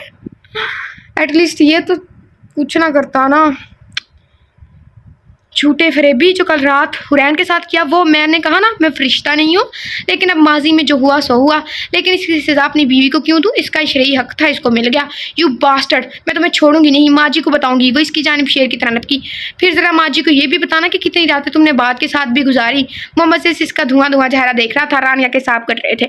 वो लाजवाब होती लटखड़ाती हुई बाहर निकल गई। एक रात पहले मंगनी की तकरीब जब अपने अरूज पर थी, खिजर को किसी ने पीछे से पुकारा था। खिजर ने पुकारने वाले को देखा और अपने सामने आबाद को खड़े देखकर लब पीछे। आबाद खुद इसके करीब आ गया था। अब आप यहाँ क्यों आए हैं? मैं तुम्हें कुछ दिखाना चाहता हूँ। आबाद ने हाथ में पकड़ी फाइल इसके सामने की थी। खिजर ने तेज नजरों से इसे देखते हुए फाइल चिपट ली और फाइल इसके सामने करके मुस्कुराया था। आबाद ने इसकी मुस्कुराहट को नासमझी से देखा। तुम ये फाइल जिसको दिखा रही है महादी को मुकर्रर करवाने वाला मास्टरमाइंड मैं था। मैं तो सही रुक गया। खिजर की बात पर इसके सर पर सातों आसमान टूट पड़े थे। रानी और मेरा दोनों का मंसूबा था ये। वह एक साइड की स्माइल पास करके आंख दबा गया था। बात को इसकी ये दा पसंद आती अगर इसके पीछे खिजर का धोखेबाज रूप ना होता तो। यू आबाद इसकी तरफ चिपटा था। तुम सबने हुरैन का इस्तेमाल किया? नहीं, हम सबने हुरैन का इस्तेमाल किया। खिजर ने संजीदगी से तस्हीह की थी। बिल्कुल तुम सही कह रहे हो, हम सब ने हुरैन का इस्तेमाल किया। आबाद की आंखों में नमी जमा होने लगी थी। लेकिन जानता चाहोगे रानिया ने तुम्हारे साथ क्या किया? आबाद ने हकारत से कहते इसके सामने अपना मोबाइल किया था और एक वीडियो चला दी। और वो वीडियो आबाद और रानिया की थी। खिजर के साथ चटकने लगे। इससे रानिया से यूं दगाबाजी की तवक्का नहीं थी। तुमने जिसको पाने के लिए ये किया ना, इसने अपना मकसद पाने के लिए तुमको खुद को मेरी बाहों में गिरा दिया। तुमने सही कहा खिजर, हम ज्यादा घिर चुके हैं। आबाद ने भराई आवाज में कहा था और चुपचाप खड़े। खिजर की जेब में मोबाइल डालता वहां से चला गया। खिजर ने जैसे सदमे में से निकलते अपने बालों में हाथ फेरा। ये क्या किया था रानिया ने? वो चटकते हजाब को संभालने के लिए वही कुर्सी पर बैठ गया। इसने रानिया ने आबाद ने तीनों ने एक दूसरे को हासिल करने के लिए ये क्या कर दिया था। ओह माय गॉड, जिसको मैं इतना अच्छा समझ रही थी वो खिजर इतना बड़ा कमीना जलील शख्स निकलेगा मुझे अंदाजा नहीं था। मैं समझ नहीं पा रही। लाइक मैं आपको समझाती हूँ, कुछ रीडर नहीं समझे होंगे आई नो। खिजर ने ये सारा प्लान रानिया के साथ तरतीब दिया था। सिर्फ रानिया ही खिजर को पाना नहीं चाहती थी, खिजर भी रानिया को पाना चाहता था कि इसकी बीवी आए फिर उस पे झूठा इल्ज़ाम लगाए, खिजर उसको तलाक दे और फिर बस खिजर और रानिया का निकाह हो जाए, जो भी वो अपनी हवस पूरी कर लें बस। और उसके बाद रानिया ने पता क्या किया? रानिया ने खिजर को बताए बगैर आबाद के साथ रिलेशन बनाया और आबाद अभी ये खिजर को दिखा के गया है तो खिजर को अब अफसोस हो रहा है इस चीज़ का। लाइक सीरियसली इतना बड़ा खेल मेरे महमो गुमा में नहीं था। कहती हूँ कि मुझसे सस्पेंसफुल नावल मुझे बहुत पसंद है, और अगर कोई बहुत बहुत ज़्यादा ऐसी राइटर जो बेशक वो ना ऑनलाइन लिखती हैं या किताबी राइटर, उनका दिमाग तेज़ चलता है ना, फिर ही वो मेरे से सस्पेंस रख सकती हैं। अदरवाइज़ मैं इतनी पक्की हो चुकी हूँ कि मैं पहले ही अंदाज़ा लगा लेती हूँ। मैं ड्रामा भी देखती हूँ, पहले ही अंदाज़ा लगा लेती हूँ कैसा होता है, और 95% ना मेरे अंदाज़े करेक्ट होते हैं। लेकिन इस बार मुझे अंदाज़ा नहीं था कि खिज़र भी इनमें शामिल होगा। ओह माय गॉड! हिला के ही रख दिया मुझे। इसने दूर कुर्सी पर बैठी हज़्नो मलाल की कैफियत में ढली हुरैन को देखा था और शर्मिंदगी की था गहराइयों में डूब गया। लेकिन ये शर्मिंदगी से ज़्यादा हुरैन पर गुस्सा था कि इसने अपनी ज़ात को खिलौना बना लिया था। और तुमने भी तो ऐसा ही किया था। रात का दूसरा पहर शुरू ही हुआ चाहता था कि खिज़र थका थका कमरे में आया था और बिस्तर पर बैठ गया। इसने बेसलूट बिस्तर पर आई थिंक ऐसी कुछ, या बेसलवट सलवट आएगा। एक तो मेरी ज़बान लड़खड़ा रही है, आई थिंक आना है। पर हाथ फेर कर कल रात हुई अपनी हरकत को तनफ्फुर से सोचा था। दोनों हाथ ढीले छोड़कर पीछे को बेड पर गिरा। रानिया बहादुर इसने क्या कर दिया था हुरैन के साथ? इसे अपने आप से घिन आने लगी। वो ऐसा तो नहीं था जैसा अपने नफ्स के हाथों बन गया था। सिर्फ रानिया ही क्या, वो खुद भी बराबर का शरीक था। अगर वो इल्ज़ाम सिर्फ रानिया या शैतान पर डालता तो ये इसकी कमहिम्मती और बेगैरती होती। लेकिन इसमें अब भी हया बाकी थी जो वो खुद से भी घिन खा रहा था। ये याद और ज़मीर का ऐसा कोड़ा था जो इसे लहूलुहान किए दे रहा था। रानिया मुस्तरबाना बाल नोचते उठा था। आई थिंक खिज़र और चक्कर काटने लगा। इसे आज भी याद था वो दिन जब रानी और इसने पहली बार इस मुकद्दस रिश्ते को तार किया था। खाने के बर्तन वापस किचन में रखकर अपने कमरे की तरफ लौटते हुए इसको कुछ टूटने और रानी की हल्की सी सिसकारी सुनाई दी थी। वो इंसानियत के पेश नज़र घबरा कर दरवाज़ा नो किए बिना ही अंदर चला गया। लेकिन कमरे में पहुँच कर इसे सामने वाले मंजर ने नजरें झुकाने पर मजबूर कर दिया था। कमरे में नीला नीम अंधेरा था, ज़मीन पर कांच बिखरा हुआ था और पहले से बहुत मुख्तलिफ नाइटी में रानियाँ बेड पर बैठी हुई थी। वो कमरे नजरें झुकाए ही चुपचाप कमरे से निकलने लगा था कि रानिया ने इसे पुकारा था। खिज़र मेरे पाँव की बैंडेज कर दो प्लीज़, रानिया ने हल्के से झिझकते हुए कहा था। इसे गुमान नहीं था कि खिज़र पलटेगा, लेकिन इसकी हैरत की इंतहा रही जब वो पलट कर इसकी जानिब आया था और इसके करीब बिस्तर पर ही बैठ गया। क्यों करती हैं आप ये सब? खिज़र ने इसके पाँव को पकड़ते हुए कहा था। रानिया के चेहरे पर जलजले के आसार नुमाए हुए, लेकिन जल्द ही आर पार करने के लिए मैदान में कूदी। मैं तुमसे मोहब्बत करती हूँ, इसने खिज़र की आंखों में देखते हुए जज़ब से इकरार किया था। खिज़र ने नज़र चुराई थी। शफाफ गोरे चेहरे पर पिंक लिपस्टिक और रेशमी बाल कमर पर खुले छोड़े रानिया कहीं से बीच से बड़ी नहीं लग रही थी। खिज़र का दिल इस रेशम को छूने के लिए मचलने लगा, लेकिन हुरैन याद आई थी जो इस वक्त महज ख्याल बनी दूर होती जा रही थी, क्योंकि सामने रानिया और इसकी अदाएँ थी। मोहब्बत तो मैं भी करता हूँ। खिज़र को अपनी आवाज़ बहुत कमज़ोर सी लगी। क्या मेरी मोहब्बत इसकी मोहब्बत से ज़्यादा ताकतवर है? रानिया ने इसका कमज़ोर लहजा महसूस करते हुए इसके सीने में मुँह छुपाया था और सिर उठाकर इसकी आंखों में देखा। खिज़र इसको चुपचाप देखने लगा। मोहब्बत ताकतवर तो तब होती है ना जब वो इसका सुराग पाता। ये तो यकतरफा मोहब्बत थी जो खिज़र को गुमान भी नहीं था कि मिलेगी कभी। बस संजीदगी से इसका चेहरा देखने लगा, जहाँ आज मासूमियत टूट कर बरस रही थी। वो खिज़र को चुपचाप देखकर पीछे हुई थी और रुख फेर गया। हमारा एक रिश्ता है और रिश्ता आप जानती है ना? खिज़र ने इसकी कलाई पकड़कर अपनी जानिब खींचकर याद दिलाया था। भाई के मरने के बाद वो रिश्ता किसी किताब में नहीं लिखा कि अब हमारे दरमियान है। मैं तुमसे निकाह करना चाहती हूँ और ये मेरी दिली ख्वाहिश है। रानिया ने इसके गाल पर हाथ रखकर एक जज़ब से कहा था। माँ जी बस खिज़र आप हाँ कीजिए कि मैं आपकी मोहब्बत के लायक हूँ। रानिया इसके लबों पर हाथ धर कर एक अदा से मुल्तजी हुई थी। खिज़र पिघलने लगा। मुझे कोई इतराज़ नहीं। रानिया की आंखों की नमी में डूबते हुए खिज़र इस पर झुका था। ओह माय गॉड, ऐसा झटका लगा है ना मुझे कि मेरा सूरत मेरी देखने वाली है। मैं उम्मीद नहीं कर सकती थी खिज़र इतना घटिया होगा। तभी कहते हैं कि नफस ऐसी चीज़ होती है, आपको पता भी नहीं चलता और पल में वो आपको बर्बाद कर देता है। सिर्फ शैतान आपको बर्बाद नहीं करता, आपका नफस भी आपको बर्बाद करता है। इसलिए मैंने एक जगह ये जुमला पढ़ा था, वो मैं फ़िलहाल बोलना नहीं चाहती क्योंकि वो किसी नावल का डायलॉग था और वो नावल अभी पब्लिश नहीं हुआ, तो इस वजह से मुझे इजाज़त नहीं है। लेकिन जब वो नावल पब्लिश होगा ना, मैं आप लोगों को बताऊँगी। मुझे उम्मीद नहीं थी खिज़र से ऐसी किसी भी, मुझे पता है कि कुछ लोग मुझ पर तनकीद करेंगे कि आप इतना बोल रहे हैं, लेकिन मैं क्या करूँ, मुझे बिल्कुल उम्मीद नहीं थी खिज़र से इस चीज़ की। उसने सही कहा, बंदा बशर था, बह गया। लेकिन अगर आप लोगों को इतनी खुद दोनों को इतनी मोहब्बत थी तो निकाह कर लेते, उसी रात मौलवी को बुला के निकाह कर लेते, कुछ भी। लेकिन हुरैन को दरमियान में घसीटने की क्या ही ज़रूरत थी? ये सब कुछ ऐसा ही था तो अपनी माँ से लड़के निकाह कर लेते। सबकी नज़रों में कितना अच्छा बन के रहा ना, और फिर एंड पे जल्लाद कहीं का, मर जाओ तुम की जाके। खिज़र ने इस रात की सोच से निकलते हुए झुरझुरी ली थी। क्या कर बैठा था वो? काश वो थोड़ा और सब्र करता तो हुरैन की मोहब्बत इसको मिल ही जाती। लेकिन वो गुनाह कबीरा का मरतकब हुआ था। इसने आईना देखा था। पता है, ज़िना की कोई माफ़ी नहीं होती। आपको आपके गुनाह की, जब आपने बड़े से बड़ा गुनाह किया है ना, उसकी माफ़ी तब मिलती है जब आपने वो गुनाह लाइल्मी में किया हो। लाइक आपको पता ना हो, आपको इल्म ना हो कि ये गलत है। मतलब लाइक मैं कह रही हूँ यंग एज, टीन एज, मतलब लाइक अक्सर ऐसा हो जाता है ना कि आजकल तो माशरा इतना ख़राब हो चुका है ना कि टीन एज में सारे लोग ऐसे ऐसे गुनाह कर रहे हैं ना, अस्तगफुरुल्लाह। तो जब आपको पता ना हो ना और आपको बाद में पता चले कि हमसे गुनाह हुआ है और आप सीधे रास्ते की तरफ आ जाएं, तो अल्लाह ताला माफ़ फरमा देता है। अल्लाह ताला बहुत बेरहम है, वो माफ़ फरमा देता है। लेकिन उस सूरत में नहीं जब आपको पता हो कि ये गलत है और फिर भी गुनाह कर रहे हैं, तब वो माफ़ी नहीं मिलती, कभी भी नहीं मिलती।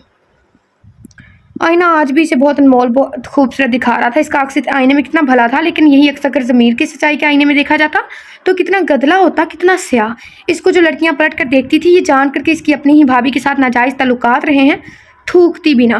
खिज़र ने अपने चेहरे से नादीदा गिलास साफ करने की कोशिश की और वापस गुज़श्ता दिनों में भटकने लगा। हम इतने करीब आ तो गए हैं, मगर खिज़र ने इसकी आंखों में झांकते संजीदगी से कहते बाद दूरी छोड़ी थी। मगर क्या? I want to marry you. Me too. इसने खिज़र के सीने में मुंह छुपाया। फिर कैसे करेंगे? माँ जी नहीं मानेगी। खिज़र ने बेबसी से इसको खुद से आहिस्ता से अलग करते कहा था। वो नज़रों ही नज़रों में मुस्कुराती हुई इसकी थोड़ी चूम कर बोली, मेरे साथ पास आइडिया है, अगर तुम मानो तो। क्या? रानिया ने इसको अपने इरादे की तफसील बताई थी। खिज़र मुतज़ब्ज़ब हुआ। लेकिन एक लड़की ऐसा करेगी? क्यों? वो झुंझलाया था। इसका इरादा था कि वो खुद शहनाज को मनाने की कोशिश करेगा। हम ढूंढेंगे ना एक ऐसी लड़की, मगर यूँ किसी की ज़िंदगी ख़राब करना क्या ठीक होगा? तुम फिक्र मत करो, वो जो करेगी हमारी अपनी मर्जी से करेगी, ये मेरा वादा है। इसने खिज़र को खुद में समोते हुए कहा था और वो इसकी आगोश में आते ही मुतमईन हो गया था। हुरैन से साइन करवा कर इस रात रानिया ने खुशी खुशी इसको महादा दिखाया था।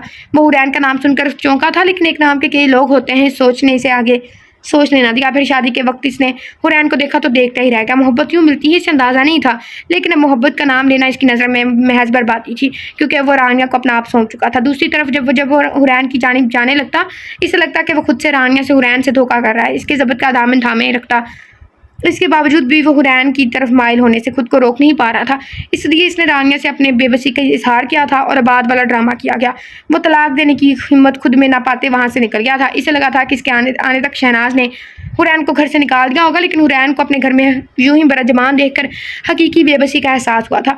और इसके बाद जो हुआ बहुत जल्दी हुआ। इस रानिया से इस हरकत की तवक्का नहीं थी। माँ जी को भी मेरी इस हरकत की तवक्का नहीं होगी जो मैंने किया। इसके अंदर नाम नहाद इंसान कर लाया था।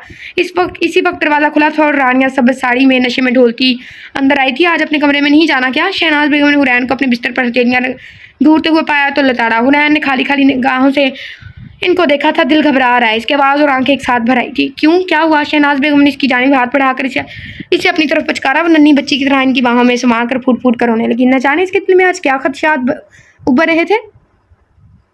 तभी तो मैं कहती हूँ कि आप लोग मतलब लाइक कुछ पढ़ते हैं, कुछ देखते हैं, जो भी इतना बोल्ड ना पढ़ें।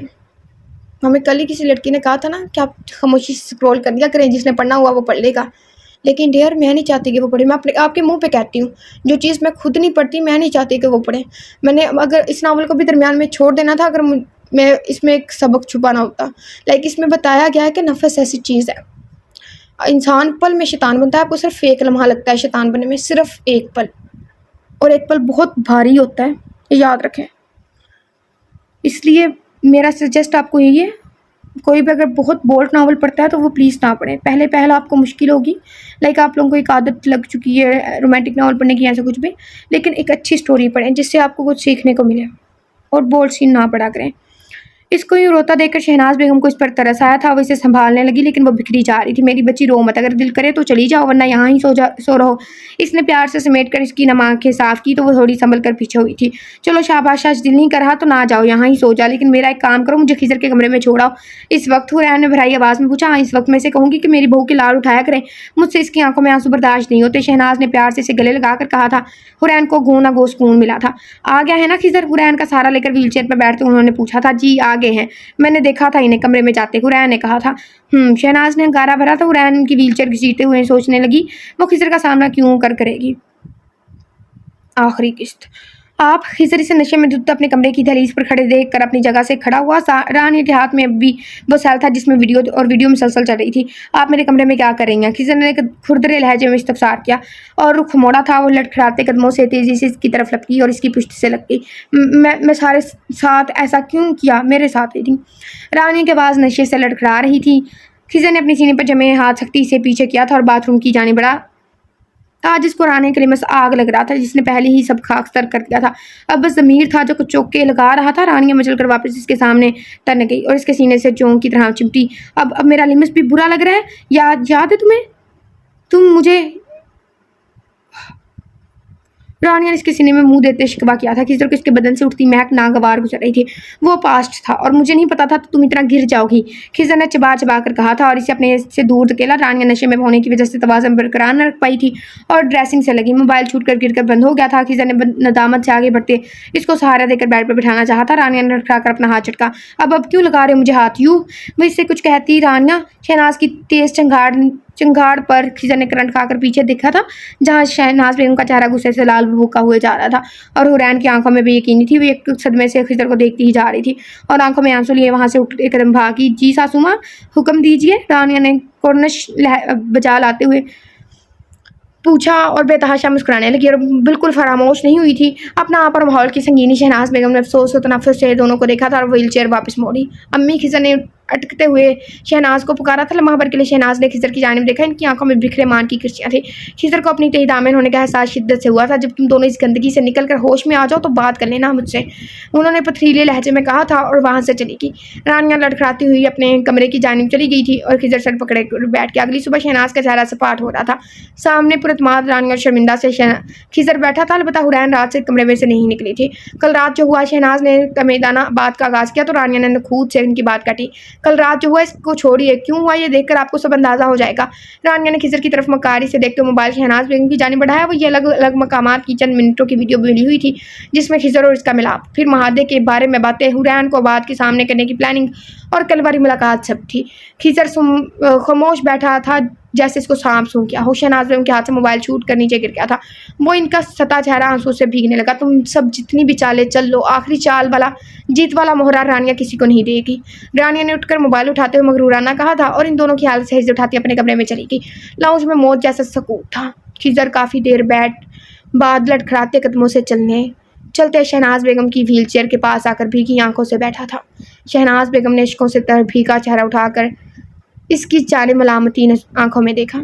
चढ़ाक आनन फानन का हाथ उठा था और खिजर के चेहरे पर निशान छोड़ा गया। खिजर ने लब काटा था लेकिन कुछ कह ना सका। मेरे पीछे आने की कोशिश मत करना खिजर, वो अपनी व्हील चेयर की सीट इंतहाई सख्ती से कहकर चली गई थी।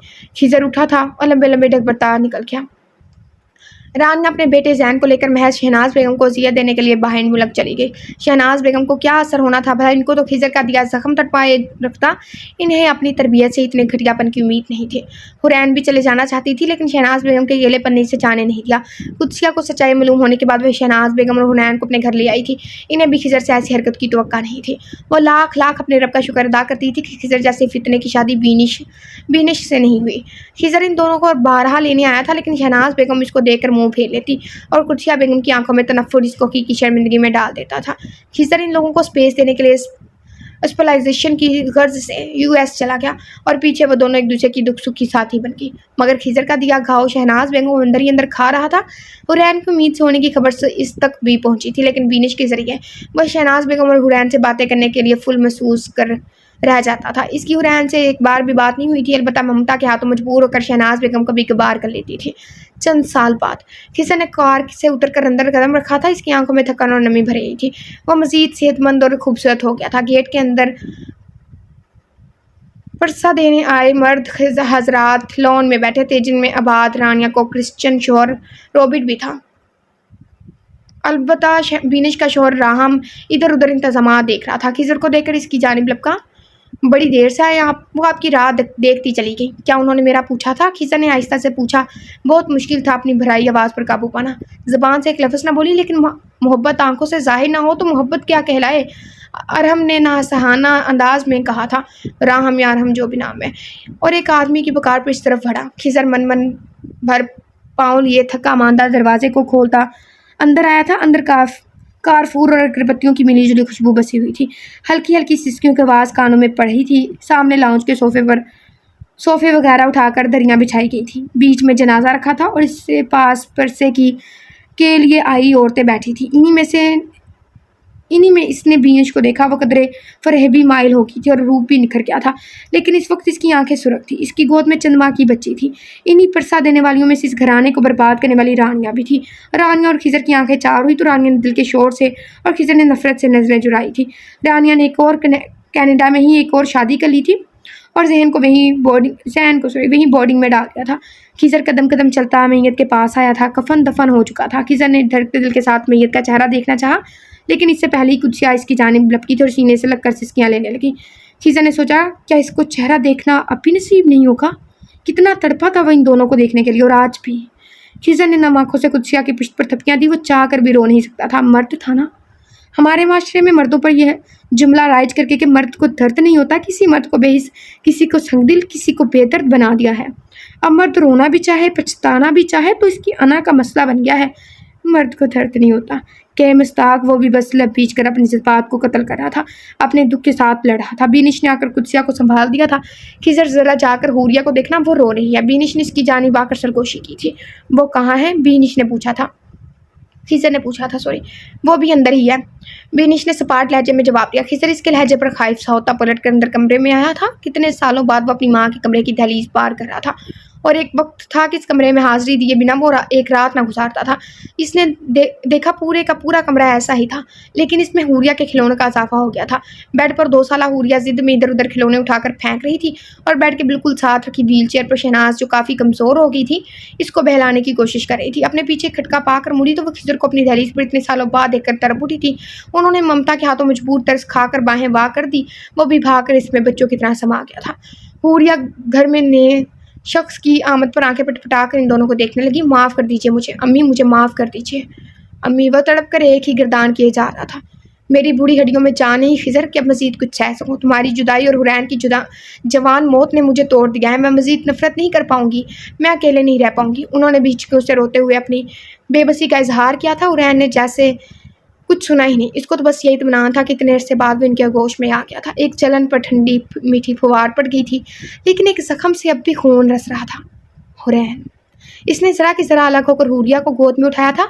वो भी बिना चूंचड़ा इसकी गोद में आ गई थी और अपने नन्हे हाथों में खिजर का चेहरा लिया। ये पहचानती है मुझे? खिजर के लहजे में सर खुशी थी। शहनाज बेगम ने सर थापरी। हाँ हुरैन, रोज़ कई बार तुम्हारी तस्वीर इसको दिखाती थी। और शहनाज की आवाज़ भर आ गई। खिजर की आंखों में भी नमी चमकी थी।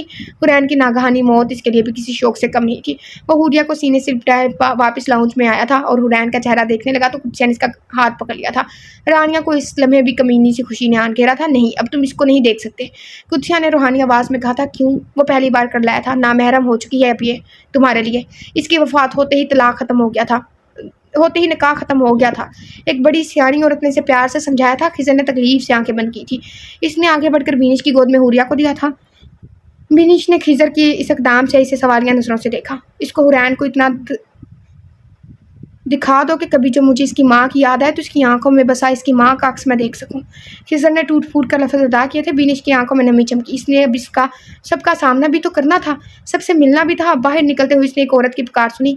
इसके मैके तो बता देते, इतला दी है वो कितने कहते कल परसों तक ही पहुँच पाएंगे। जवाब रानिया ने दिया था। वो थक चुके वजूद के साथ वो मर्दाने में आ गया। रात में बिस्तर पर हुरिया को लिटाते इसको हुरैन की बहुत याद आ रही थी। बेआराम आप सो रहे हैं और पूछ मुझसे रहे हैं। हुरैन की याद ने इसके लोगों पर जख्मी मुस्कुराहट बिखेरी थी। खिजर ने सोई हुरिया के नरम से बालों में हाथ फेर कर इसका माथा चूमा था। आपसे धोखे की पदाश में मैं सारी उम्र बेसुकून रहूँगा, लेकिन हुरैन ये मेरा वादा है, हमारी बेटी की ज़िंदगी मैं हमेशा सुकून देता रहूँगा। इसने दिल गिरफ्तगी से कहकर लाइट बंद कर दी थी और हुरिया को सीने में छुपाते हुए सोने की कोशिश करने लगा। हर प्यार भरी कहानी का अख्ताम ज़रूरी नहीं सिर्फ मिलन ही हो। मैंने मोहब्बतों में जुदाई ही देखी है। दी एंड। The unexpected ending.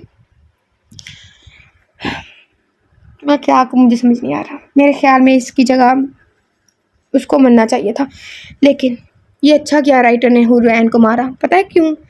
क्योंकि माफ़ी से बड़ी सज़ा कोई नहीं होती। आपने बहुत गलत कर लिया हो और कोई उठ के कह देना कि मैंने तुम्हें माफ़ किया, तो देखना आप बहुत पछताएंगे। माफ़ी से बड़ी सज़ा कोई नहीं होती। The sweetest revenge. अब ये इसे अगर ये नावल हकीकत में होता ना, तो खिज़र को पूरी ज़िंदगी वो तिल तिल मरता, उसे पता होना था कि उसने क्या किया। इसमें हमारे अपनी नफ्स की ख्वाहिशात, इस नावल में हमें बताया गया है कि इंसान एक पल में शैतान बन जाता है। हमें बताया गया है कि हमारे पास चॉइस होती है हमेशा, और हम हमेशा नेगेटिव को सोचते हैं। कभी ऐसा हुआ कि कोई कुछ आपके साथ गलत हुआ और आपने कह दिया हो कि नहीं ये किसी मसलियत से हुआ होगा? नहीं, आपने सबसे पहले नेगेटिव को सोचा होगा। बी पॉजिटिव, ठीक है?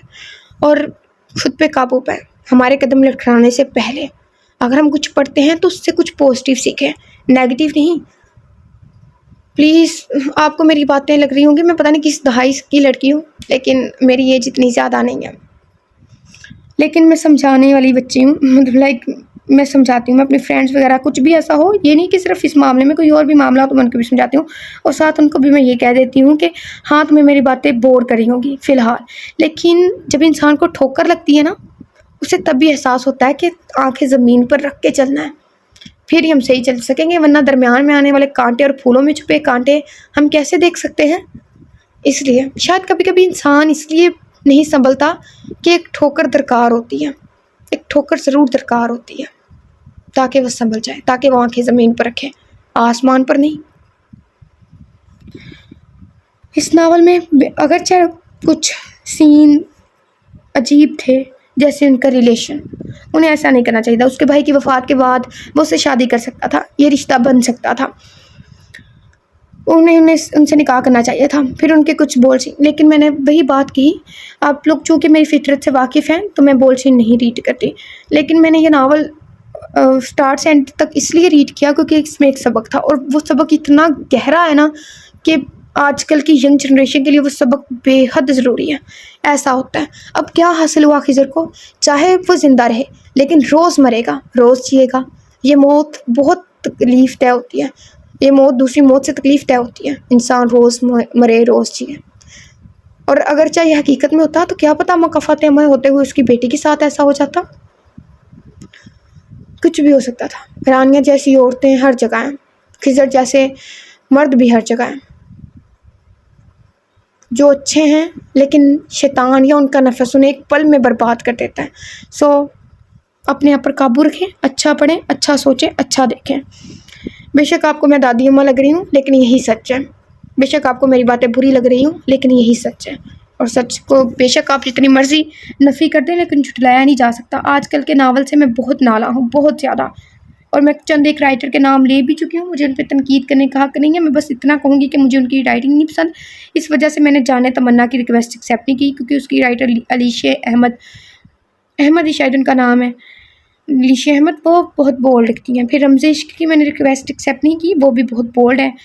और उसके बाद मैंने और भी 2-4 राइटर हैं कि ज़ोया अली शाह हैं, और उसके बाद एक ज़ुनैरा और एक अनूशे अहमद।